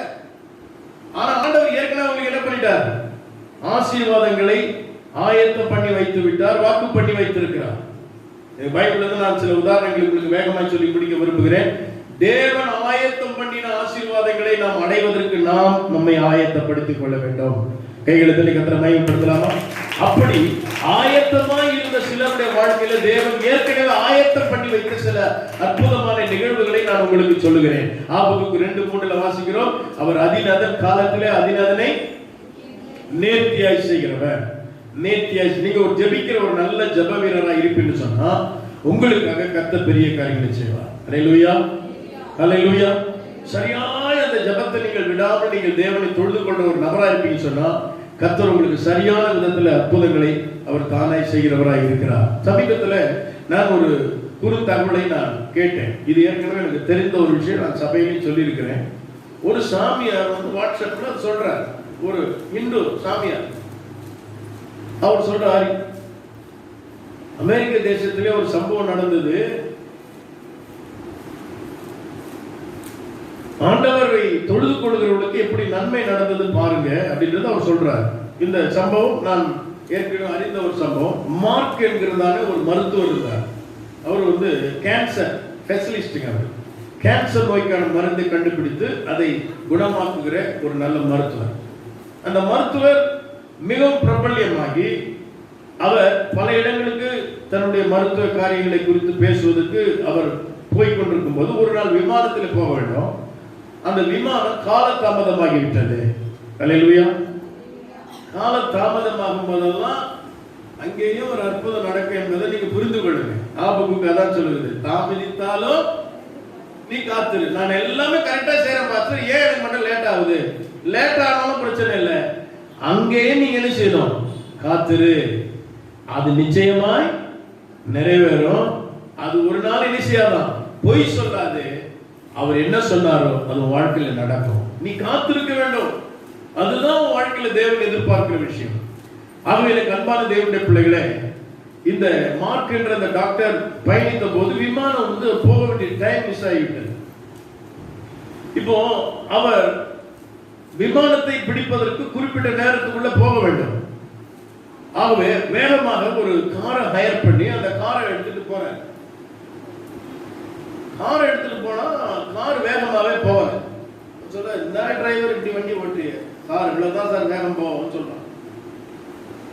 ஆகவே கார்லியாடியில் போகலே அந்த இடத்துக்கு போகலாம் என்று அவர் முயற்சித்த போது காரும் பிரச்சனை ஆயிடுச்சு. விமானத்தை மிஸ் பண்ணிட்டார. கார் சரியா வேகமா போவதனால, கார் கொஞ்சம் ட்ரபிள் ஆனதுனால அவங்க போக வேண்டிய இடத்துக்கு விமானத்திலையும் போக முடியல. கார்ல போய் வேற ட்ரெயின்ல போகலாம்னு முயற்சி பண்ணாலும் அதுக்கும் இந்த காரும் ஒத்துழைக்கல. இப்ப இவர் என்ன செஞ்சாங்க, டைம் ஆகி போச்சு, ஒன்றும் பண்ண முடியாது. நீங்க எங்கேயாச்சும் வீடு இருக்குதான்னு பார்த்தா காடு. கொஞ்சம் தூரம் அந்த வாகனத்தை அப்படியே செலுத்திக்கிட்டே போறாங்க. லைட் எங்காச்சும் எரிஞ்சு நிறுத்து பார்த்தா தனிமையா ஒரு இடத்துல சின்ன கிராமத்துல ஒரு வீட்டுல லைட் எரிஞ்சு இருந்தது. அந்த வீட்டுக்குள்ளே போனாங்க. சரியான மழை. டாக்டர் மார்க் தன்னுடைய அந்த கார் டிரைவரோடு அங்க போகிறார்.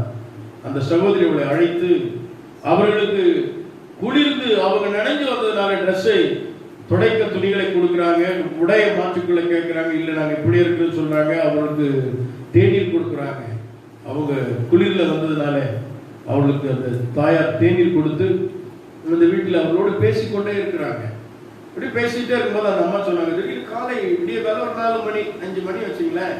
அவங்க சொல்லிட்டாங்க, நான் என்னுடைய ப்ரேயர் டைம் வந்துடுச்சு சார், நான் வந்து ப்ரேயர் பண்ண போறேன், நீங்க உட்கார்ந்துருங்க, நீங்க படுத்துங்க அப்படின்னு சொல்லிட்டு அவங்க போயிட்டாங்க. இன்னொரு அறையில போய் அவங்க ஜெபிக்க ஆரம்பிச்சாங்க. ஜெபிப்பதை இந்த மருத்துவர் பார்த்து அந்த அறைக்குள்ளே போய் எட்டி பார்த்தார். அந்த அம்மா உருக்கத்தோடு ஜெபிச்சாங்க. ஒரு நல்ல விசுவாசி. அந்த விசுவாசி ஜெபித்துக் கொண்டிருக்கும் போது அவர் அந்த அறையில பார்த்து அந்த ஜபத்தில் உருக்கத்தை கேட்டு அவரே ஜபத்தில் உட்கார்ந்தார். உட்கார்ந்துட்டு கொஞ்ச நேரம் கழிச்சு அங்க பார்க்கிறார், கட்டிலே ஒரு பையன், ஒரு இளம் பையன் படுக்கையா இருக்கிறான். அந்த பிரேயர் முடிஞ்சது கேட்டாரம்மா, நீங்க ரொம்ப வேதனையோட ஜபிக்கிறீங்க, உருக்கமா ஜபிக்கிறீங்க, உங்களுக்கு ஏதோ பிரச்சனை இருக்குது, இது யாருன்னு கேட்டாங்க. இது என் மகன். உனக்கு என்ன பிரச்சனை? அவனுக்கு கேன்சர் வந்துடுச்சையா, அதுல இருந்து அவன் உயிர் பழைக்கிறதுக்கு போராடிட்டு இருக்கிறான், எவ்வளவு வைத்தியம் பார்த்து சரியாகல. இந்த மாதிரி இந்த பட்டணத்துல மார்க்னு ஒரு டாக்டர் இருக்கிறாரா, அந்த டாக்டர் தான் இந்த நோயை என்ன செய்யறார், சரியாக்குவாரா. அந்த டாக்டர் கிட்ட தான் நான் போகணும், அவர்கிட்ட போறதுக்கு எங்களுக்கு போகிறதுக்கு கூட வசதி கிடையாது, ட்ரீட்மெண்ட் பண்றதுக்கு என்கிட்ட வசதி கிடையாது என்று அந்த தாயார், ஜெபிக்கிற அந்த தாயார் தன் வேதனையை தெரிவித்தாங்க. அந்த டாக்டர் எங்க இருக்கிறாருங்க? அந்த டாக்டர் எங்க இருக்கிறாருங்க? அவங்க வீட்டுல வந்திருக்கிறார். அவருக்கு பெரிய ஆச்சரியம். அல்லேலூயா. உடனே அந்த குழந்தை எடுத்துக்கொண்டு கார்ல அவர் போக வேண்டிய, உரையாற்ற வேண்டிய இடத்துக்கு போக முடியவில்லை. விமானத்தை தேவன் தடுத்தார். ட்ரெயின்ல போவதற்கும் தடையானது, காருக்கு பிரச்சனை வந்தது, மழை அவளுக்கு பிரச்சனையா இருந்தது. இத்தனை பிரச்சனைகள் வந்து ஒரு ஏழை வீட்டுக்கு கர்த்தர் கொண்டு போனார். ஏன் கொண்டு போனார்? ஏன் கொண்டு போனார்? அவர் அதனதன் காலத்தில் அதனதனை நேர்த்தியா செய்கிறவர். யாருக்கு செய்வார்? கிறிஸ்தவர்களுக்கு செய்வாரா? அவரை தேடுகிறவர்களுக்கு செய்வார். சோதனை பண்ணுங்க. பைபிள் சொல்லுது, அவரை தேடுகிறவர்களுக்கு ஒரு நன்மையும் குறையப்படாது. உன்னுடைய தேவை என்னவோ அந்த தேவையை உன்னால் பூர்த்தி செய்யக்கூடிய கூடாத நிலைமையில் இருக்கும் பொழுது அந்த தேவையை பூர்த்தி செய்ய அவரே அந்த தேவையை உங்க வீட்டுக்கு அனுப்புவார். கர்த்தர் சொல்றாங்க. எத்தனை பேர் விசுவாசிக்கிறீங்க? உன்னுடைய தேவை அவர் அறிந்திருக்கிறார். ஆனா நீ காலத்துக்கு ஏற்ற மாதிரி செயல்படணும். உன் காலத்தை வேஸ்ட் பண்ணக்கூடாது. சங்கீதம் 90 அதான் சொல்லப்படுது, எங்கள் நாட்களை என்னும் அறிவை எங்களுக்கு தாரும். டைம் வேஸ்ட் பண்றோம், படிக்கிற நேரத்துல படிக்க மாட்டோம், கடமைகள் பிள்ளைகளுக்கு செய்ய வேண்டியது செய்ய மாட்டோம், பெற்றோருக்கு செய்ய வேண்டியது செய்ய மாட்டோம், சமுதாயத்துக்கு செய்ய வேண்டியது செய்ய மாட்டோம், தேவனை துதிக்க வேண்டிய நேரத்தில் துதிக்க மாட்டோம், கர்த்தருக்கு கொடுப்பதிலே நாம் உண்மையா இருக்க மாட்டோம், சுவிசேஷத்தை மற்றவர்களுக்கு சொல்வதை காலம் தாழ்த்தி விடுகிறோம். இன்னொரு முறை பார்த்துக்கலாம், இன்னொரு முறை அந்த நபரை நீங்க பார்க்க முடியாது. சமயம் வாய்த்தாலும் வாய்க்காவிட்டாலும் நீங்கள் செய்ய வேண்டிய கடமைகளை செய்து கொண்டே தான் இருக்க வேண்டும். சுவிசேஷத்தை சொல்லிடணும். எனக்கு அருமையான தேவ ஜனமே, நீங்க அப்படி செஞ்சு பாருங்க.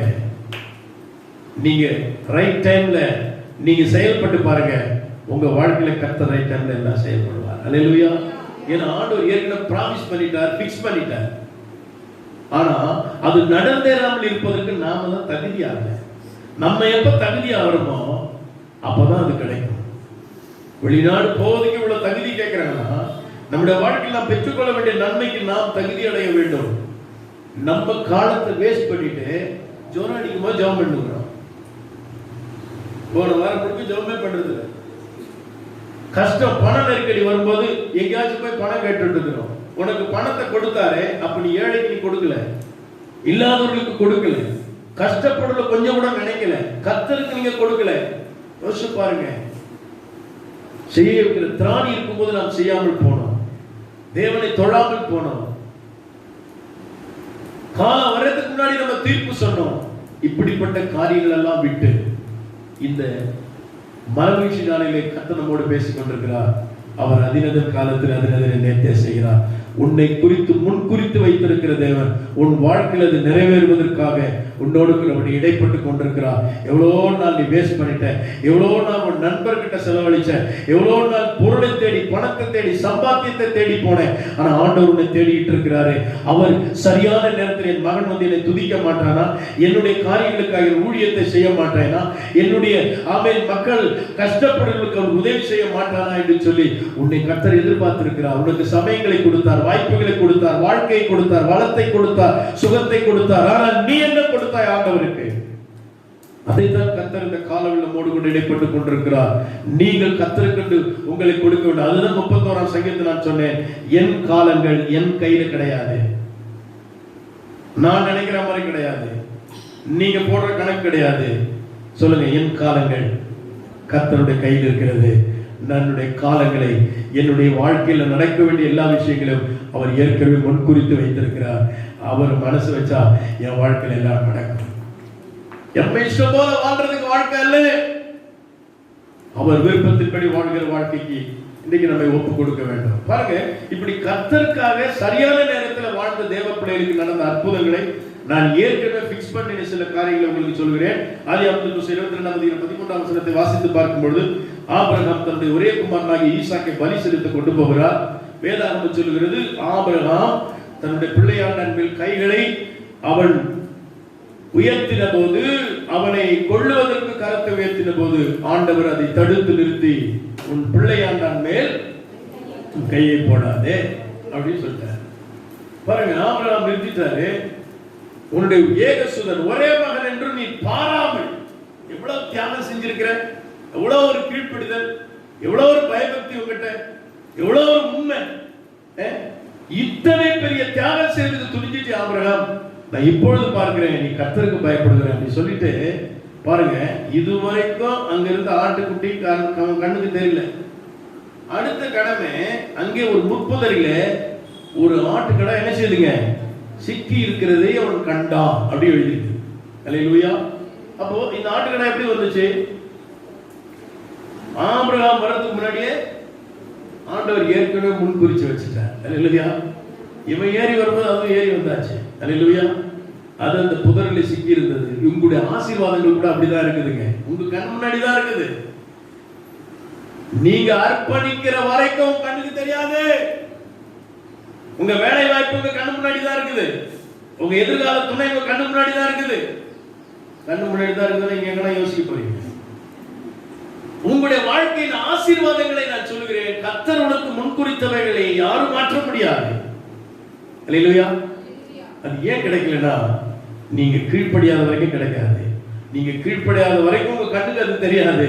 ஆனா கீழ்ப்படித்து பாருங்க, உங்க கண்ணை முன்னாடி திறந்து பாருங்க, ஆசீர்வாதத்தின் காரியங்களை நீங்க பார்க்க முடியும். கரங்களை தட்டி கர்த்தரை மகிமைப்படுத்தலாமா? ஹalleluya, ஹalleluya. நீ கீழ்ப்படியும் போதெல்லாம் இந்த நன்மையை பெற்றுக் கொள்வாய். என்ற அருமையான தேவ ஜனமே, கர்த்தருக்கு கீழ்ப்படிந்திருங்கள். ஹalleluya. மனுஷருக்கு என்ன செய்ய வேண்டாம், பயப்படாதீர்கள் என்று வேதம் சொல்கிறது. நீங்க கர்த்தருக்கு கீழ்ப்படிஞ்சு பாருங்க. கர்த்தர் ஆபிரகாம் கண்ணு முன்னாடி ஆட்டுக்குட்டியை முன்னாடியே ஃபிக்ஸ் பண்ணிட்டாருங்க. வேதம் சொல்கிறது, யாத்திராகமம் புத்தகம் 15:25 வசனத்திலே, மோசே இஸ்ரவேல் ஜனங்களை வழிநடத்தி சென்று போகலே, அங்கே அவர்கள் மாராயின் இடத்துக்கு வந்தபோது கசப்பான தண்ணீரை பார்த்தார்கள். தண்ணீர் நாவரண்டு தாகத்தால் துடிக்கிறார்கள். தண்ணீர் அவர்களுக்கு கிடைக்கவில்லை. ஆனால் கிடைத்த தண்ணீரோ எப்படி இருந்ததுங்க? கசப்பா இருந்தது. இப்போ தண்ணி கசப்பானது எது கசப்பாயிடும்? மனசு கசப்பாயிடும். சிலர்லாம் பார்த்தீங்கன்னா பதார்த்தம் வீட்டில் சமையல் சரியில்லைன்னா எது கசப்பாயிடுங்க? மனசு கசப்பாயிடும். மனசு கசப்பாயிடக்கூடாதுங்க. கசப்பான மனதான் மாறிடக்கூடாது. பாருங்க, இப்ப மனசுல கசப்பு வந்துருச்சு, அவங்களுக்கு முறுமுறுக்க ஆரம்பிச்சுட்டாங்க. என்ன நீ இந்த கசப்பான தண்ணி எங்களுக்கு கொடுத்துட்டிய பாருங்க. ஆண்டவர் ஏற்கனவே அங்க ஒரு மரத்தை வளர வைத்திருந்தார். கைகளை தட்டி கத்திர சோதரம் பண்ணலாமா? ஏற்கனவே ஒரு மரம் அங்கு வளர்க்கப்பட்டிருந்தது. அந்த மரத்தை மோசேக்கு ஆண்டவர் காண்பித்தார். ஆனா அங்கதான் இருக்குது. இதுவரைக்கும் அந்த மரத்தின் பயனை அவர் உணரவில்லை. அந்த மரத்தினுடைய வல்லமையை உணரவில்லை. அது அவசியமான என்று மோசேக்கு தெரியாது. ஆனால் கசந்த நீர், கசப்பான அனுபவங்களை சந்திக்கிற வேளையில, மக்கள் முறுமுறுத்த வேளையில ஆண்டவரை இவன் நோக்கி பார்த்தார். ஆண்டவர் அவனுக்கு அந்த மரத்தை காண்பித்தார். வெட்டி அதில் போடு என்று சொன்னார். மரத்தை போட்டான். கசப்பான தண்ணி மதுரமாய் மாறிவிட்டது. ஹல்லேலூயா, ஹல்லேலூயா. வில்லியம்சன் இந்த பாட்டை பாடினாங்க. Price the Lord. வாழ்க்கையிலே கசப்புகள் கலந்திட்டாலும் பாசம் உள்ள ஒரு மரம் கூட வருது. வாழ்க்கையிலே கசப்புகள் கலந்திட்டாலும் கூட வருது. மாறாவின் நீரை தேனாக மாற்றும் என் நேசர் என்னோடு. மாறாவின் நீரை தேனாக மாற்றும் என் நேசர் என்னோடு. தேவா எதினால் விசேஷித்தவன், அதிலும் யோசிப்பவன். எதினா இது எதினா நீ என்னோடு. அமே எதினா இது எதினா நீ என்னோடு வருவதினா. தேவை வேண்டும்.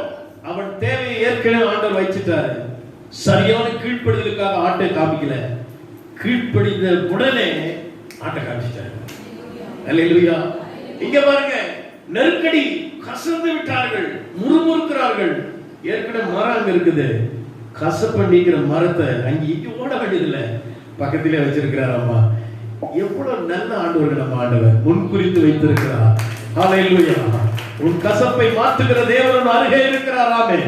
உன் வாழ்க்கை நிலையை மாற்றுகிற தேவன், உன் தேவையை சந்திக்கிற தேவன் உன்னோடு கூட இருக்கிறார். அதனால்தான் ஆபிரகாம் அங்கு ஒரு பலிபீடம் கட்டி அந்த பலிபீடத்துக்கு ஒரு பெயர் வைத்தான். அந்த பலிபீடத்துக்கு பெயர் என்ன தெரியுமா? யெகோவா ஈரே என்று சொல்லி பெயர் வைத்தான். என் தேவனின் தேவைகளை சந்திக்கிறவர். ஹல்லேலூயா.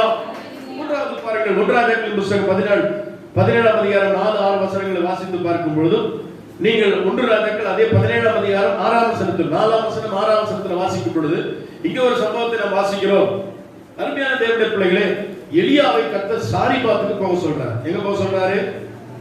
சாரிபாத். நம்ம ஒரு ஊருக்கு போக சொன்னா, இந்த ஊரு ரொம்ப கஷ்டம், இங்க ரொம்ப ட்ரையா இருக்கு, ரொம்ப கடினமா இருக்கு, அங்க போக முடியாது, எந்த வேலையும் செய்ய முடியாது என்றெல்லாம் நம்ம தீர்மானம் பண்ணுவோம். ஆனால் நல்லா கவனிங்க, உன்னுடைய வாழ்க்கை, உன்னுடைய காலங்கள், நீ எங்க போகணும், எப்படி வாழணும், எல்லா பிளானும் யார்கிட்ட இருக்குது?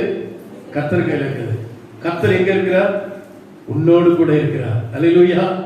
அவர் சரியான நேரத்தில் எல்லாவற்றையும் நேர்த்தியாய் செய்கிறவர். அப்ப நம்ம என்ன செய்யணும்? அவர் கரத்துல ஒப்பு கொடுக்கணும். அல்லேலூயா. அவர் கரத்துல அடங்கி இருக்கணும். பாருங்க, சாரிபாத்துக்கு போகுதுன்னு சொன்னா, சாரிபாத்துக்கு போனா அங்க பயங்கரமான வறுமை. ஏன்னா பஞ்சம் தேசத்துல, அந்த பஞ்ச நிறைந்த தேசத்துல அங்க போக சொல்லுகிறார். எலியா முறுமுறுக்கவில்லை. சரி, புறப்பட்டு போனார். அதுவும் எங்க அனுப்புறாருங்க? ஒரு வசதியான வீட்டுக்கு அனுப்புனா பரவாயில்ல, ஏழை வீட்டுக்கு அனுப்புனாருங்க. ஏழைகளின் ஜெபத்தை கேட்கிற தேவன். அந்த அம்மா ஜெபத்தை கேட்டாரா? மார்க் டாக்டர் கூட்டு வந்தாரா? இந்த மார்க் டாக்டர் அவரே அந்த பையனை கூட்டு போய் அவர் சொந்த செலவிலேயே எவ்வளவு ட்ரீட்மெண்ட் பண்ணி அவனை சுகமாக்கிட்டார். எது செஞ்சதுங்க? படிப்பா, அழகா, பங்களாவா, திறமையா? ஒண்ணு கிடையாதுமா. உன்னதமான தேவனை அடைக்கலமாய் கொண்டு அவருக்கு அவராலே பலன் உண்டு. ஆகவே அவர் மேல நம்பிக்கை வச்சு ஜெபிச்சாங்க. அந்த டாக்டரை வீட்டுக்கு கொண்டு வந்தார். ஒரு பெரிய அற்புதம் நடந்தது. இன்னைக்கு நம்ம ஆண்டவர் நம்மோடு கூட வச்சுக்க மாட்டோம். நம்மோடு கூட வச்சுக்க மாட்டோம். ஏன்? நம்ம இஷ்டத்துக்கு நாமே டைம் ஃபிக்ஸ் பண்றோம், நாமே நம்முடைய காலத்துக்கு முந்தி செயல்பட ஆரம்பிக்கிறோம். சொல்லுவாங்க இல்லையா, பிஞ்சிலே பழுத்து. சில குட்டி பையனா இருக்கும், பயங்கரமா கதை பேசுவான். அது சொல்லுவாங்க, பிஞ்சிலே பழுத்து. இப்ப காலத்துக்கு முந்தி நாம் செயல்படக்கூடாது. கர்த்தர் அதனது காலத்தில் நம்மை சரியான விதமாய் நம்மை பயன்படுத்துவார். இங்க வாசிக்கிறோம், சாரிபாத்துல பஞ்சம். விதை வீட்டுக்கு போயிருக்காரு. விதை வீட்டுல என்ன சாப்பாடு இருக்கும், சரி தண்ணி கேட்கிறாரு. பைபிள் அதான் சொல்லி, விதவை வீட்டுல அவனை வைத்து போஷித்தான். தண்ணி அந்த மகள் ஒரு அடை எடுத்துட்டான். அவங்க சொன்னாங்க, என்னையா நீ, நாங்களே கடைசி அடை சுட்டு சாகலான்னு இருக்கோம், இதையும் பிடிக்கிறதுக்கு ஒரு ஆள் வந்துட்டியா அப்படின்னு சொல்லி அந்த அம்மா நினைச்சிருப்பாங்க. ஆனா பாருங்க, அந்த அடையை கொண்டு வந்தாங்க. பஞ்சகாலம் தீர் மட்டும் விதவை வீட்டுல வச்சு எலியாவை போஷித்தார், அந்த வீட்டாரையும் போஷித்தார். அல்லேலூயா. இப்ப 2 பேரும் என்ன பண்ணாங்க, இவங்க 2 பேரும் ஒண்ணு செஞ்சிருக்காங்க.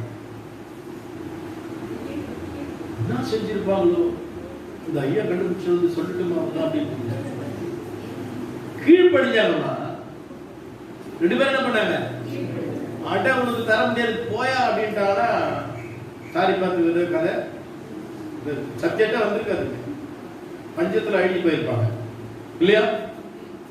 இவர் வந்து நான் சாரி பார்த்துக்கலாம் போக மாட்டேன் அப்படின்னு சொல்லியிருந்தா, இவரும் என்ன செஞ்சிருப்பார், வனாந்தரத்தில் அழிஞ்சிருப்பார். கர்த்தர் எங்க போ சொல்றாரோ, எங்க தங்க சொல்றாரோ அங்கே இவர் கீழ்படிந்தார். அந்த மனுஷன் கேட்கும் போது கடைசி ரொட்டியை கொடுத்தாங்களே, கொடுப்பீங்களா? உங்க வீட்டுல கடைசி ஒரு 2 தோசை சுட்டு வச்சுக்கிறீங்க, திடீர்னு ஒரு சொந்தக்காரர் வந்துட்டாரு, நானே காலையில இருந்து சாப்பிடாம இருக்கிறேன், இந்த நேரத்துல வந்து இந்த ஆள் வந்துட்டாரு, என்ன பண்ற அப்படின்னு யோசிக்காம அந்த 2 தோசை நீங்க கொடுத்து பாருங்க, கர்த்தர் உங்களை ஆசீர்வதிப்பார். அல்லேலூயா. நான் நினைக்கிறேன், அந்த விதவை அம்மா எவ்வளவு ஒரு தியாகம் பண்ணிக்கிறாங்க தெரியுமா. இந்த கடைசி ரொட்டியை கூட அந்த ஊழியக்காரனுக்கு கொண்டு வந்து கொடுத்தாங்க. அந்த ஊழியக்காரர் கூட விதவை வீடு பார்க்கல, பஞ்ச நிறைந்த தேசம் பார்க்கல, போசன இடத்துக்கு போனாரு. 2 பேர்கிட்ட கீழ்ப்படிதல் இருந்ததுங்க. அந்த கீழ்ப்படிதல் தான் ஆண்டவர் பஞ்சகாலத்தில் அவளை ஆசீர்வதித்தார். இன்றைக்கு கீழ்ப்படித்து பார், கர்த்தர் எதை சொல்லுகிறார் அதற்கு கீழ்ப்படி. கீழ்ப்படியாத பகுதிகள் நிறைய வாழ்க்கையில் இருக்கிறது. உன்னை விட்டு கொடுக்கும் போது அங்கே ஆட்டுக்குட்டி தெரிந்தது. அருமையான தேவஜனமே, அங்கே கசப்பை நீக்கிற மரம் தெரிந்தது. இங்கே பார்க்கிறோம், பஞ்சகாலம் முழுவதும் பஞ்சமே இல்லாத வாழ்க்கை. அல்லேலூயா. அடுத்த பாத்தீங்கன்னா அதே பஞ்சத்துல இன்னும் மாட்டிக்கிறாருங்க எலியா. 6ஆம் வசனத்தை வாசித்தீங்கன்னா, நீ போய் என்ன சொல்லி சொல்ற, கேரியாத் ஆற்றண்டையில போயிருக்கு சொல்றாரு இல்லையா.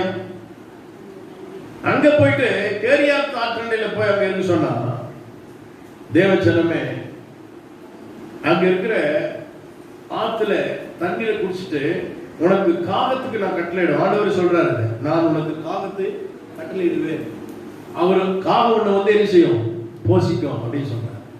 அப்போ காகம் ஒவ்வொரு நாளும் என்ன கொண்டு வந்துங்க, கொண்டு வருமா? பிடுங்கி துன்ற காகம் கொடுக்குமா? பிடுங்கி துன்ற காகம் மாதிரி இருக்கிற ஆளுங்க உங்களுக்கு உதவி செய்வாங்க. அது ஆண்டவர் தான் செய்வார். அல்லேலூயா. அப்போ நீ போய் கேரியாத் ஆற்றண்டையில என்ன செய், அங்க ஒளித்து கொண்டிருன்னு சொல்றார். அப்ப ஆண்டவர் எங்க இருக்கு சொல்றாரோ இருக்கவே மாட்டோம். சிலர் எல்லாம் பாத்தீங்கன்னா கொஞ்ச நேரம் அப்படி இருக்குன்னா என்ன செய்ய மாட்டாங்க, இருக்க காண. சிலர் சொல்லுவாங்க, நீ காலில் என்ன கட்டி வச்சுக்கிற, சக்கரை கட்டி வச்சுக்கிற. பொறுத்து இருக்கவே மாட்டாங்க, தங்கி இருக்கவே மாட்டாங்க, எப்படா நம்மளை விடுவாங்கன்னு சொல்லி ரவுண்ட்லயே இருப்பாங்க. தேவஜனமே நல்லா கவனிங்க, ஆண்டவர் அங்க இருக்கும்படி சொன்னதுனால அங்க இருந்தார். அல்லேலூயா. அங்க பாருங்க, தேவன் காகங்களை வைத்து அங்க போஷித்தாருங்க.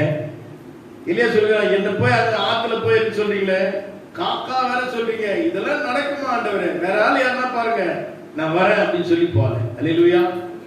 இங்கேயும் பாருங்க, ஆண்டவர் சொல்லுக்கு அவன் அப்படியே கீழ்ப்படிந்து அவன் பொறுத்து இருக்கிறான். அல்லேலூயா. அவன் போய் அங்கே தங்கி இருக்கிறான், காத்திருக்கிறான். ஆண்டவர் சொன்னபடியே நடந்தது. எல்லாம் நடந்துட்டு இருக்குது. திடீர்னு பார்த்தீங்கன்னா ஆத்து தண்ணி வத்தி போச்சு. திடீர்னு காக்கா வர்றது, உதவி செய்யறது திடீர்னு செய்ய மாட்டாங்க. இது மணியாற்று வர காணுமே, சம்பளம் வர காணுமே, தண்ணி நல்லா வந்தது, தண்ணி வரலையே. வாழ்க்கையில் அப்படிப்பட்ட சூழ்நிலைகள் வரும்போதும் ஆண்டவர் ஏன் அதை செஞ்சா தெரியுங்களா? இவன் இதையே சார்ந்த இங்கே ஆத்தாண்டே இருக்கிறேன்னு நினைச்ச கூடாது. உனக்கு கறி சாப்பாடு கொடுக்கணும்ன்றது அவருடைய நோக்கம் இல்லை. இவர் வனாந்திரத்தில் என்ன செய்யணும்? நடக்கணும். அல்லேலூயா. கர்த்தருக்கு ஒரு ஊழியம் செய்யணும். இவரை கொண்டு கர்த்தர் பெரிய பிளான் வச்சிருக்கிறாரு. அதற்காக தேவ ஜனமே அவன் பொறுத்திருந்தான், காத்திருந்தான். கர்த்தர் அவனுக்கு காகத்தை கொண்டு போஷித்த தேவன் உங்களுக்காக காகத்தை வைத்திருக்கிறார். அல்லேலூயா. உங்களுக்காக ஆற்று நீரை வைத்திருக்கிறார். ஒருவேளை அது வற்றி போனாலும் நீங்க விசுவாசமா இருக்கணும். அல்லேலூயா. இந்த கவியை பாடலாமா? கெரியாற்று நீர் வற்றினாலும், தேசம் பஞ்சத்தில் மூழ்கினாலும், பானையில் எண்ணெய் குறைத்திட்டாலும் காக்கும் தேவன் நமக்கு உண்டு.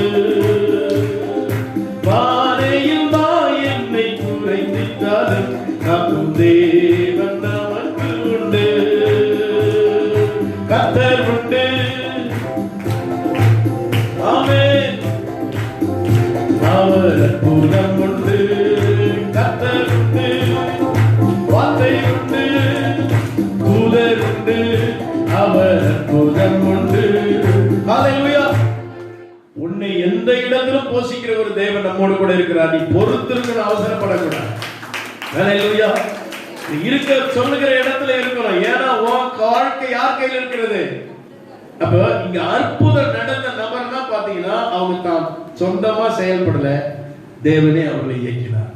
நம்ம என்ன பண்றோம்? உரிமை பாராட்டும். ஆண்டவரே அதினதன் காலத்திலே அதினதிலே நேர்த்தியா செய்வேன், எனக்கு செய்யுங்க ஆண்டவரே, செய்யுங்க. எப்படி செய்வாரு? உன் இஷ்டம் போல வாழ்ந்தா. உன் வாழ்க்கை அவர் கையில் இருக்குது. அவர் தான் உன்னை நடத்தணும்.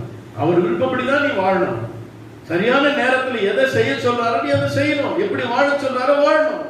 அருமையான தேவ ஜனமே, இப்படி அநேக விஷயங்களை சொல்லப்படும். யோனாவை பாருங்கள். யோனா புத்தகம் 1:12-15 வாசித்து பார்க்கும் பொழுது என்னுடைய நேரம் கடந்து போய்விட்டது. நான் சுருக்கமாக சொல்றேன். யோனா நிமித்தம் அங்க பெரிய பிரச்சனை வந்தது. கப்பல்ல மூழ்கி போகிற சூழ்நிலை வந்தது. யோனா தன் உண்மையை ஒப்புக்கொள்கிறார். நான் தேவ வழியை விட்டு விலகி போகிறேன், அதனால தான் இவ்வளவு பெரிய கொந்தளிப்பு வந்து விட்டது. என்ன தூக்கி கடல்ல போட்டது சரியாயிடும். சில குடும்பங்கள்ல ஒரு ஆளை தூக்கி கடல்ல போட்டுனா அந்த குடும்பம் சமைதியாயிடும். கரெக்டா? யாரோ ஒரு ஆள் அந்த குடும்ப கொந்தளிப்புக்கு ஒரு ஆள் இருப்பாங்க. குடும்பத்துக்கு ஒரு ஆள் இருப்பாங்க.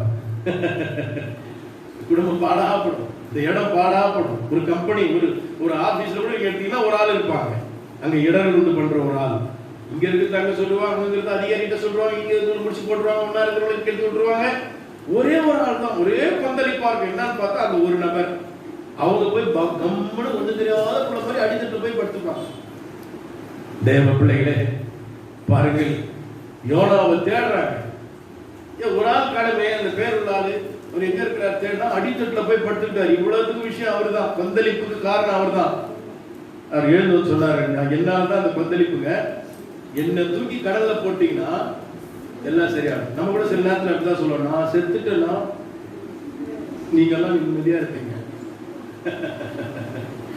சாகருடைய சாவை தேவன் விரும்பவில்லை. உனக்கு சாகரத்துக்கு ஆண்டவர் அழைச்சார். அதுக்காக உன்னை தெரிஞ்சுக்கிட்டார். உன் வாழ்க்கையில கஷ்டம் இருக்குது, வாழ்க்கையில நெருக்கடி இருக்குது, வாழ்க்கையில துன்பம் இருக்கிறது, வியாதி இருக்கிறது, நிந்தை இருக்கிறது என்பதற்காக நீ அப்படி ஒரு முடிவு எடுக்க கூடாது. சமயத்துல பாருங்க, சில பிள்ளைகள் அந்த நீட் எக்ஸாமுக்காக பயந்து போய் செத்து போச்சுங்க. வேதனையா இருக்குது. உன்னை யார் எழுத சொன்னா? நீ வாழ்ந்து காட்டு. இப்ப படிச்சுதான் வரணும்னு ஒண்ணும் கிடையாது. படிச்சு கூட வேலையில இருக்கிறாங்க இல்லையே. உலகத்துல வாழணும். எந்த நிலைமையில என்ன செய்யணும்? வாழணும். நமக்கு உள்ள பலத்தோடு வாழணும். தேவன் கொடுத்த திராணியின்படி வாழணும். ஆகவே காலத்துக்கு முன்னாடி இந்த பிள்ளைங்க அவசரப்பட்டு, ஒரு பிள்ளை எழுது, ஒரு இன்ஸ்பெக்டருடைய மக அவ கடிதம் எழுதுறா, அப்பா அம்மா, அப்பா நீங்க உடம்பு நல்லா பார்த்துக்கணும். எப்படி பார்த்துக்க முடியும்? அறிவு இருக்கா? பார்த்துக்க முடியுமா? குழந்தை இறந்துருச்சு, அப்பா உடம்பு பார்த்துக்கலாம். அந்த பிள்ளைங்க எவ்வளவு வேதனை உண்டு பண்ணிட்டு போறாங்க இல்லையா? அவங்க எடுக்கிற முடிவு தப்பு. ஆகவே தேவ ஜனமே, இங்க நான் பார்க்கிறோம், யோனா நான் சாக போறேன்னு சொல்றாரு. கடவுளை தூக்கி போட அவங்களும் இவரை சாகடிக்க விரும்பல. அவங்க சொல்ற, அவங்க ஒரு பிரேயர் பண்றாங்க, கடவுளே இந்த ஆளுடைய ரத்தப்படி எங்க மேல, எங்க குடும்பத்து மேல வர்றாரு, இவரே சொல்லிட்டாரு, நாங்க என்ன செய்யறோம்? அவ்வளவுதான், தூக்கி அவரை போட்டாங்க. ஆண்டவர் ஏற்கனவே ஆட்டுக்குட்டி எப்படியோ, விதவை வீடு எப்படியோ, காக்கா எப்படியோ, கசப்பண்ணிக்கிற மரம் எப்படியோ, அதே போல கடல்ல மீனை வச்சிருக்கார். ஏற்கனவே திமிங்கல மீனை பத்தி நான் உங்களுக்கு பிரசங்கிச்சிருக்கிறேன்.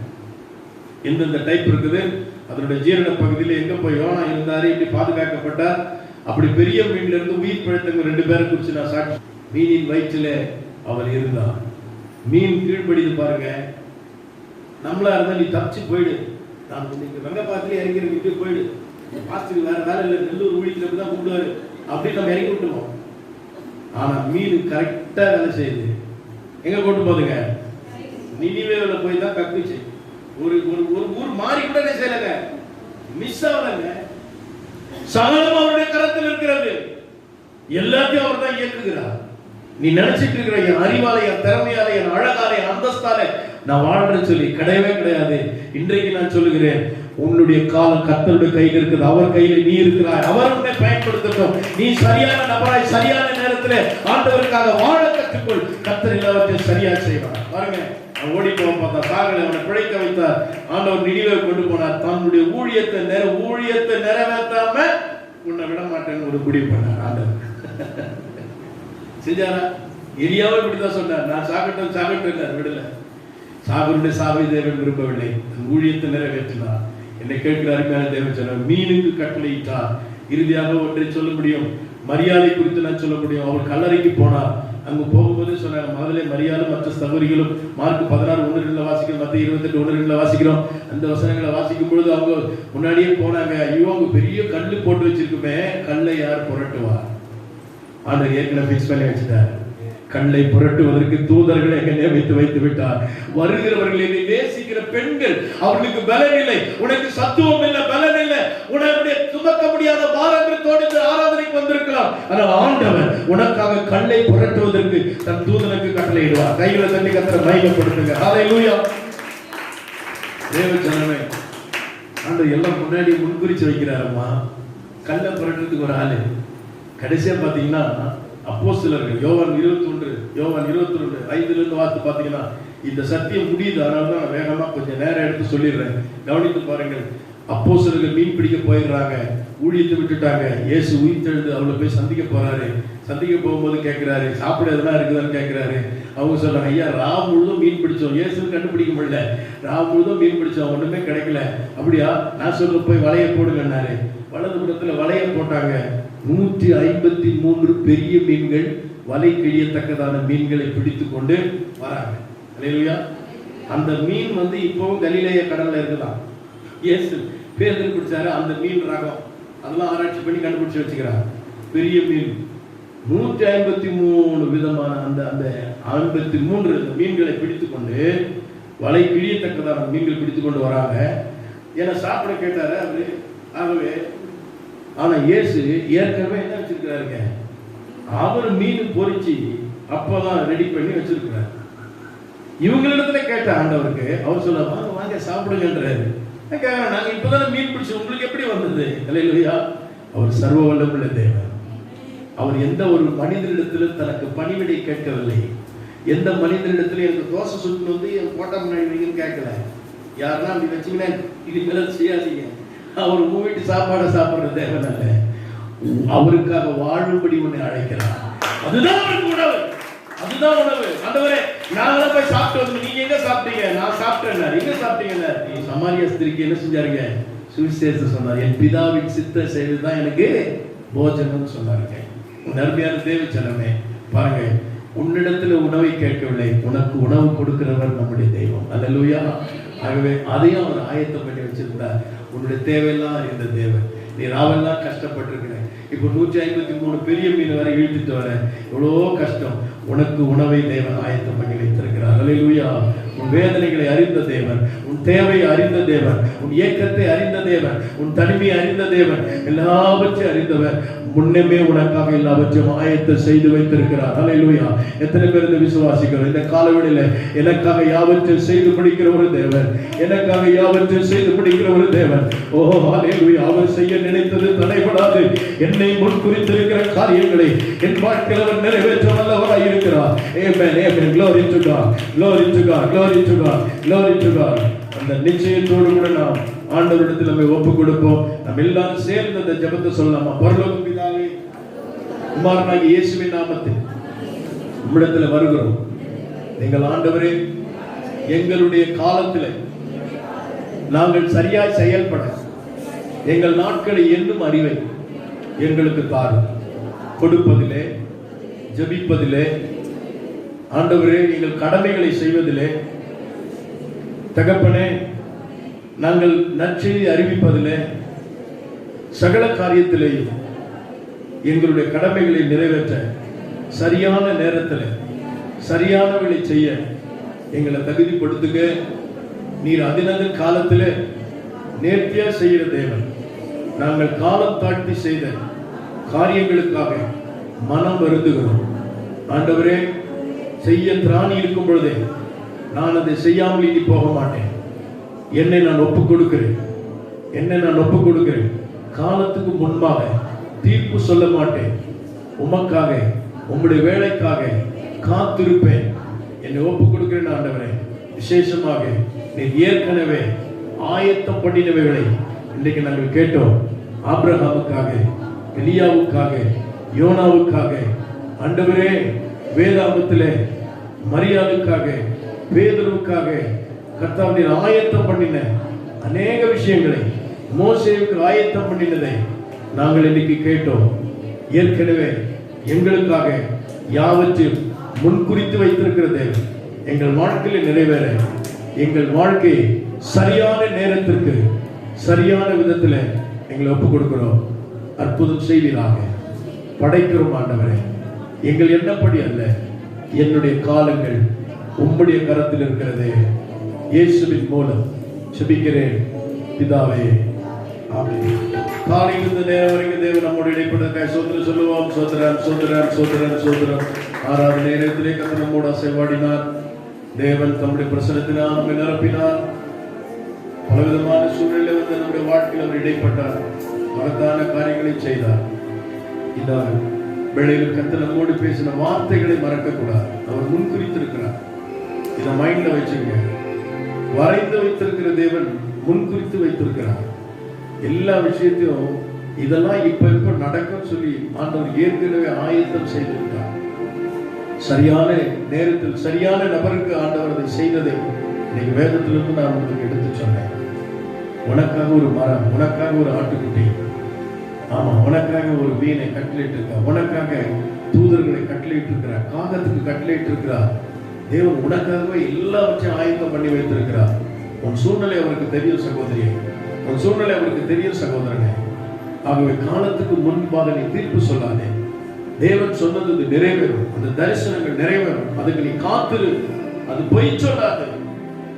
தேவனோடு கூட இருக்கிறார். கசந்து போயிருக்கும் வாழ்க்கையில அந்த மரத்தை கர்த்தர் காண்பிப்பார்.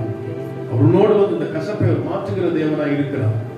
ஆகவே என் அருமையான தேவனுடைய பிள்ளையே, உனக்கு திராணி இருக்கும் பொழுதே நீ ஒரு சரியான நபராய் வாழ்ந்திட உன்னை ஒப்புக்கொடு. செய்ய வேண்டிய கடமைகளை செய். சுவிசேஷத்தை அறிவித்து விடு. உனக்கு திராணி இருக்கும்போது ஆண்டவருக்காக நீ செயல்பட்டு விடு. மட்டுமல்ல, கர்த்தர் கொடுக்கிறதுல, தேவனுக்கு கொடுக்கிறதுல உண்மையாயிருக்கு. மட்டுமல்ல, என் அருமையான தேவனுடைய பிள்ளையே, ஆண்டவர் இந்த உலகத்தில் வைத்திருக்கிற இந்த நாட்களிலே, உன்னை வைத்திருக்கிற இந்த காலத்தில் நீ சரியான நேரத்தில் ஆண்டவரை தேடுவதை மறந்து விடாது. தானியேலை போல எத்தனை சூழ்நிலை மாறினாலும், சட்டதிட்டங்கள் மாறினாலும், தேவனை தேடு, தேவனுக்கு கொடு, கடமைகளை நிறைவேற்று, கர்த்தருக்கு ஊழியம் செய். இந்த 4 காரியங்களை செய். காலம் வரத்துக்கு முன்னாடி ஒரு தீர்ப்பு சொல்றாத, என் ஆண்டவர் விட்டுட்டாரு, என் வாழ்க்கை இதுதான் நீ சொல்லாத. அவர் வாக்கு பண்ணினதை நிறைவேற்றுகிறவர். அவர் வார்த்தையினால் சொன்னதை காலத்தினால் நிறைவேற்றுகிற தேவன். இந்த கால வேளையிலே அவர் அப்படியே வாழ்க்கையில் செயல்பட போகிறார். என் அருமையான தேவ பிள்ளையே, மறந்து போகாது. நான் சொன்ன அநேக பரிசுத்தவான்களுக்கு அவர் ஏற்கனவே ஆயத்தம் பண்ணின ஆசீர்வாதங்களை சிலவற்றை நாம் பார்த்தோம். ஏராளமான காரியங்கள் வேதத்தில் நிறைந்திருக்கிறது. உனக்காக தேவன் யாவற்றை செய்து முடிக்கிறவர். அல்லேலூயா. அவர் செய்ய நினைத்தது தடைப்படாது. அவர் உன்னை குறித்து அநேக காரியங்களை முன்குறித்து வைத்திருக்கிறார். ஆகவே நீ வழி விலகி போகாதே, உன்னை நீயே ஹalleluya கெடுத்துக் கொள்ளாதே. உன் வாழ்க்கை கர்த்தருடைய கரத்தில் இருக்கிறது என்பதை உணர்ந்து கொள். என் காலங்கள் கர்த்தருடைய கரத்தில் இருக்கிறது. என்னுடைய நாட்களை நான் இனி வீணாய் செலவழிக்க மாட்டேன். என்னுடைய நாட்களை நான் வீணாய் செலவழிக்க மாட்டேன். பயனுள்ளதாய் என்னுடைய நாட்களை எண்ணி பயன்படுத்த என்னை நான் ஒப்புக் கொடுக்கிறேன். ஒரு சரியான நபராய் தேவனிடத்தில் வந்து நான் அந்த ஆசீர்வாதங்களை பெற்றுக் கொள்ள போகிறேன். இந்த பூமியில் அல்ல, இதற்கு பின் மறுமையில மகிமையில நான் சேர்வதற்குள்ளதாக தேவன் என்னை வைத்திருக்கிற இடத்துல நான் செயல்பட ஒப்புக் கொடுக்கிறேன். என்னை நான் விட்டுக் கொடுக்கிறேன். என்னுடைய வாழ்க்கை கர்த்தர் கையில் இருக்கிறது. ஆமென். ஆண்டவர் ஆச்சரியமா நடத்த போறாரமா, ஆச்சரியமா நடத்த போறார். ஆமென். ஹalleluya. உன்னுடைய தியாகத்தை, உன்னுடைய கீழ்ப்படிதலை கண்டு உனக்காக ஆட்டுக்குட்டியை ஆண்டவர் அங்கு வைத்திருந்ததை பார்த்தோம். அதுபோல கர்த்தர் உனக்காக யாவற்றையும் செய்ய போகிறார். உனக்காக கல்லை புரட்டும்படி தூதனை கட்டளையிட்டு வைத்திருந்தார். உன் கசப்பை மாற்றும்படி ஒரு மரத்தை ஆண்டவர் கட்டளையிட்டார். அதே தேவனுடைய காலங்களில் உன் வாழ்க்கையில் அற்புதங்களை செய்ய போகிறார். Glory to God, glory to God, glory to God, glory to Jesus, glory to Jesus, glory to Jesus. இந்த வசனத்தை மறக்காதீங்க.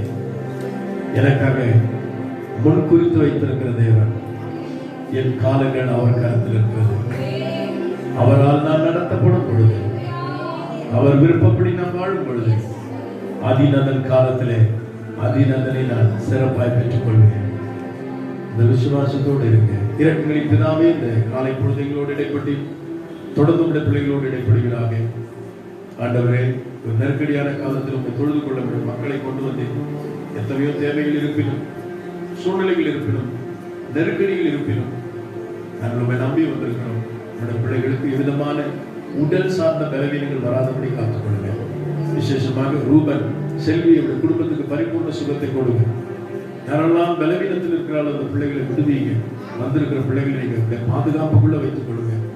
தொடர்ந்து எங்களை வழி நடத்துங்க. எங்களை நீர் முன் குறித்து வைத்திருக்கிற அப்படின்னா நமக்கு ஸ்தோத்திரம். இயேசுவின் மூலம் ஜெபிக்கிறேன் நல்ல பிதாவே, ஆமென். காணிக்கையில் இந்த கரங்கள் புதிதாக பிள்ளைகளுக்கு சோதனம் பண்ணுவோம். ஹalleluya, hallelujah, hallelujah, hallelujah, hallelujah, hallelujah, hallelujah, hallelujah, hallelujah, hallelujah, amen, amen, hallelujah, amen, hallelujah, amen, hallelujah, amen,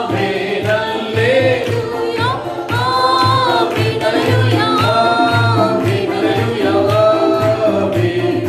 hallelujah, amen.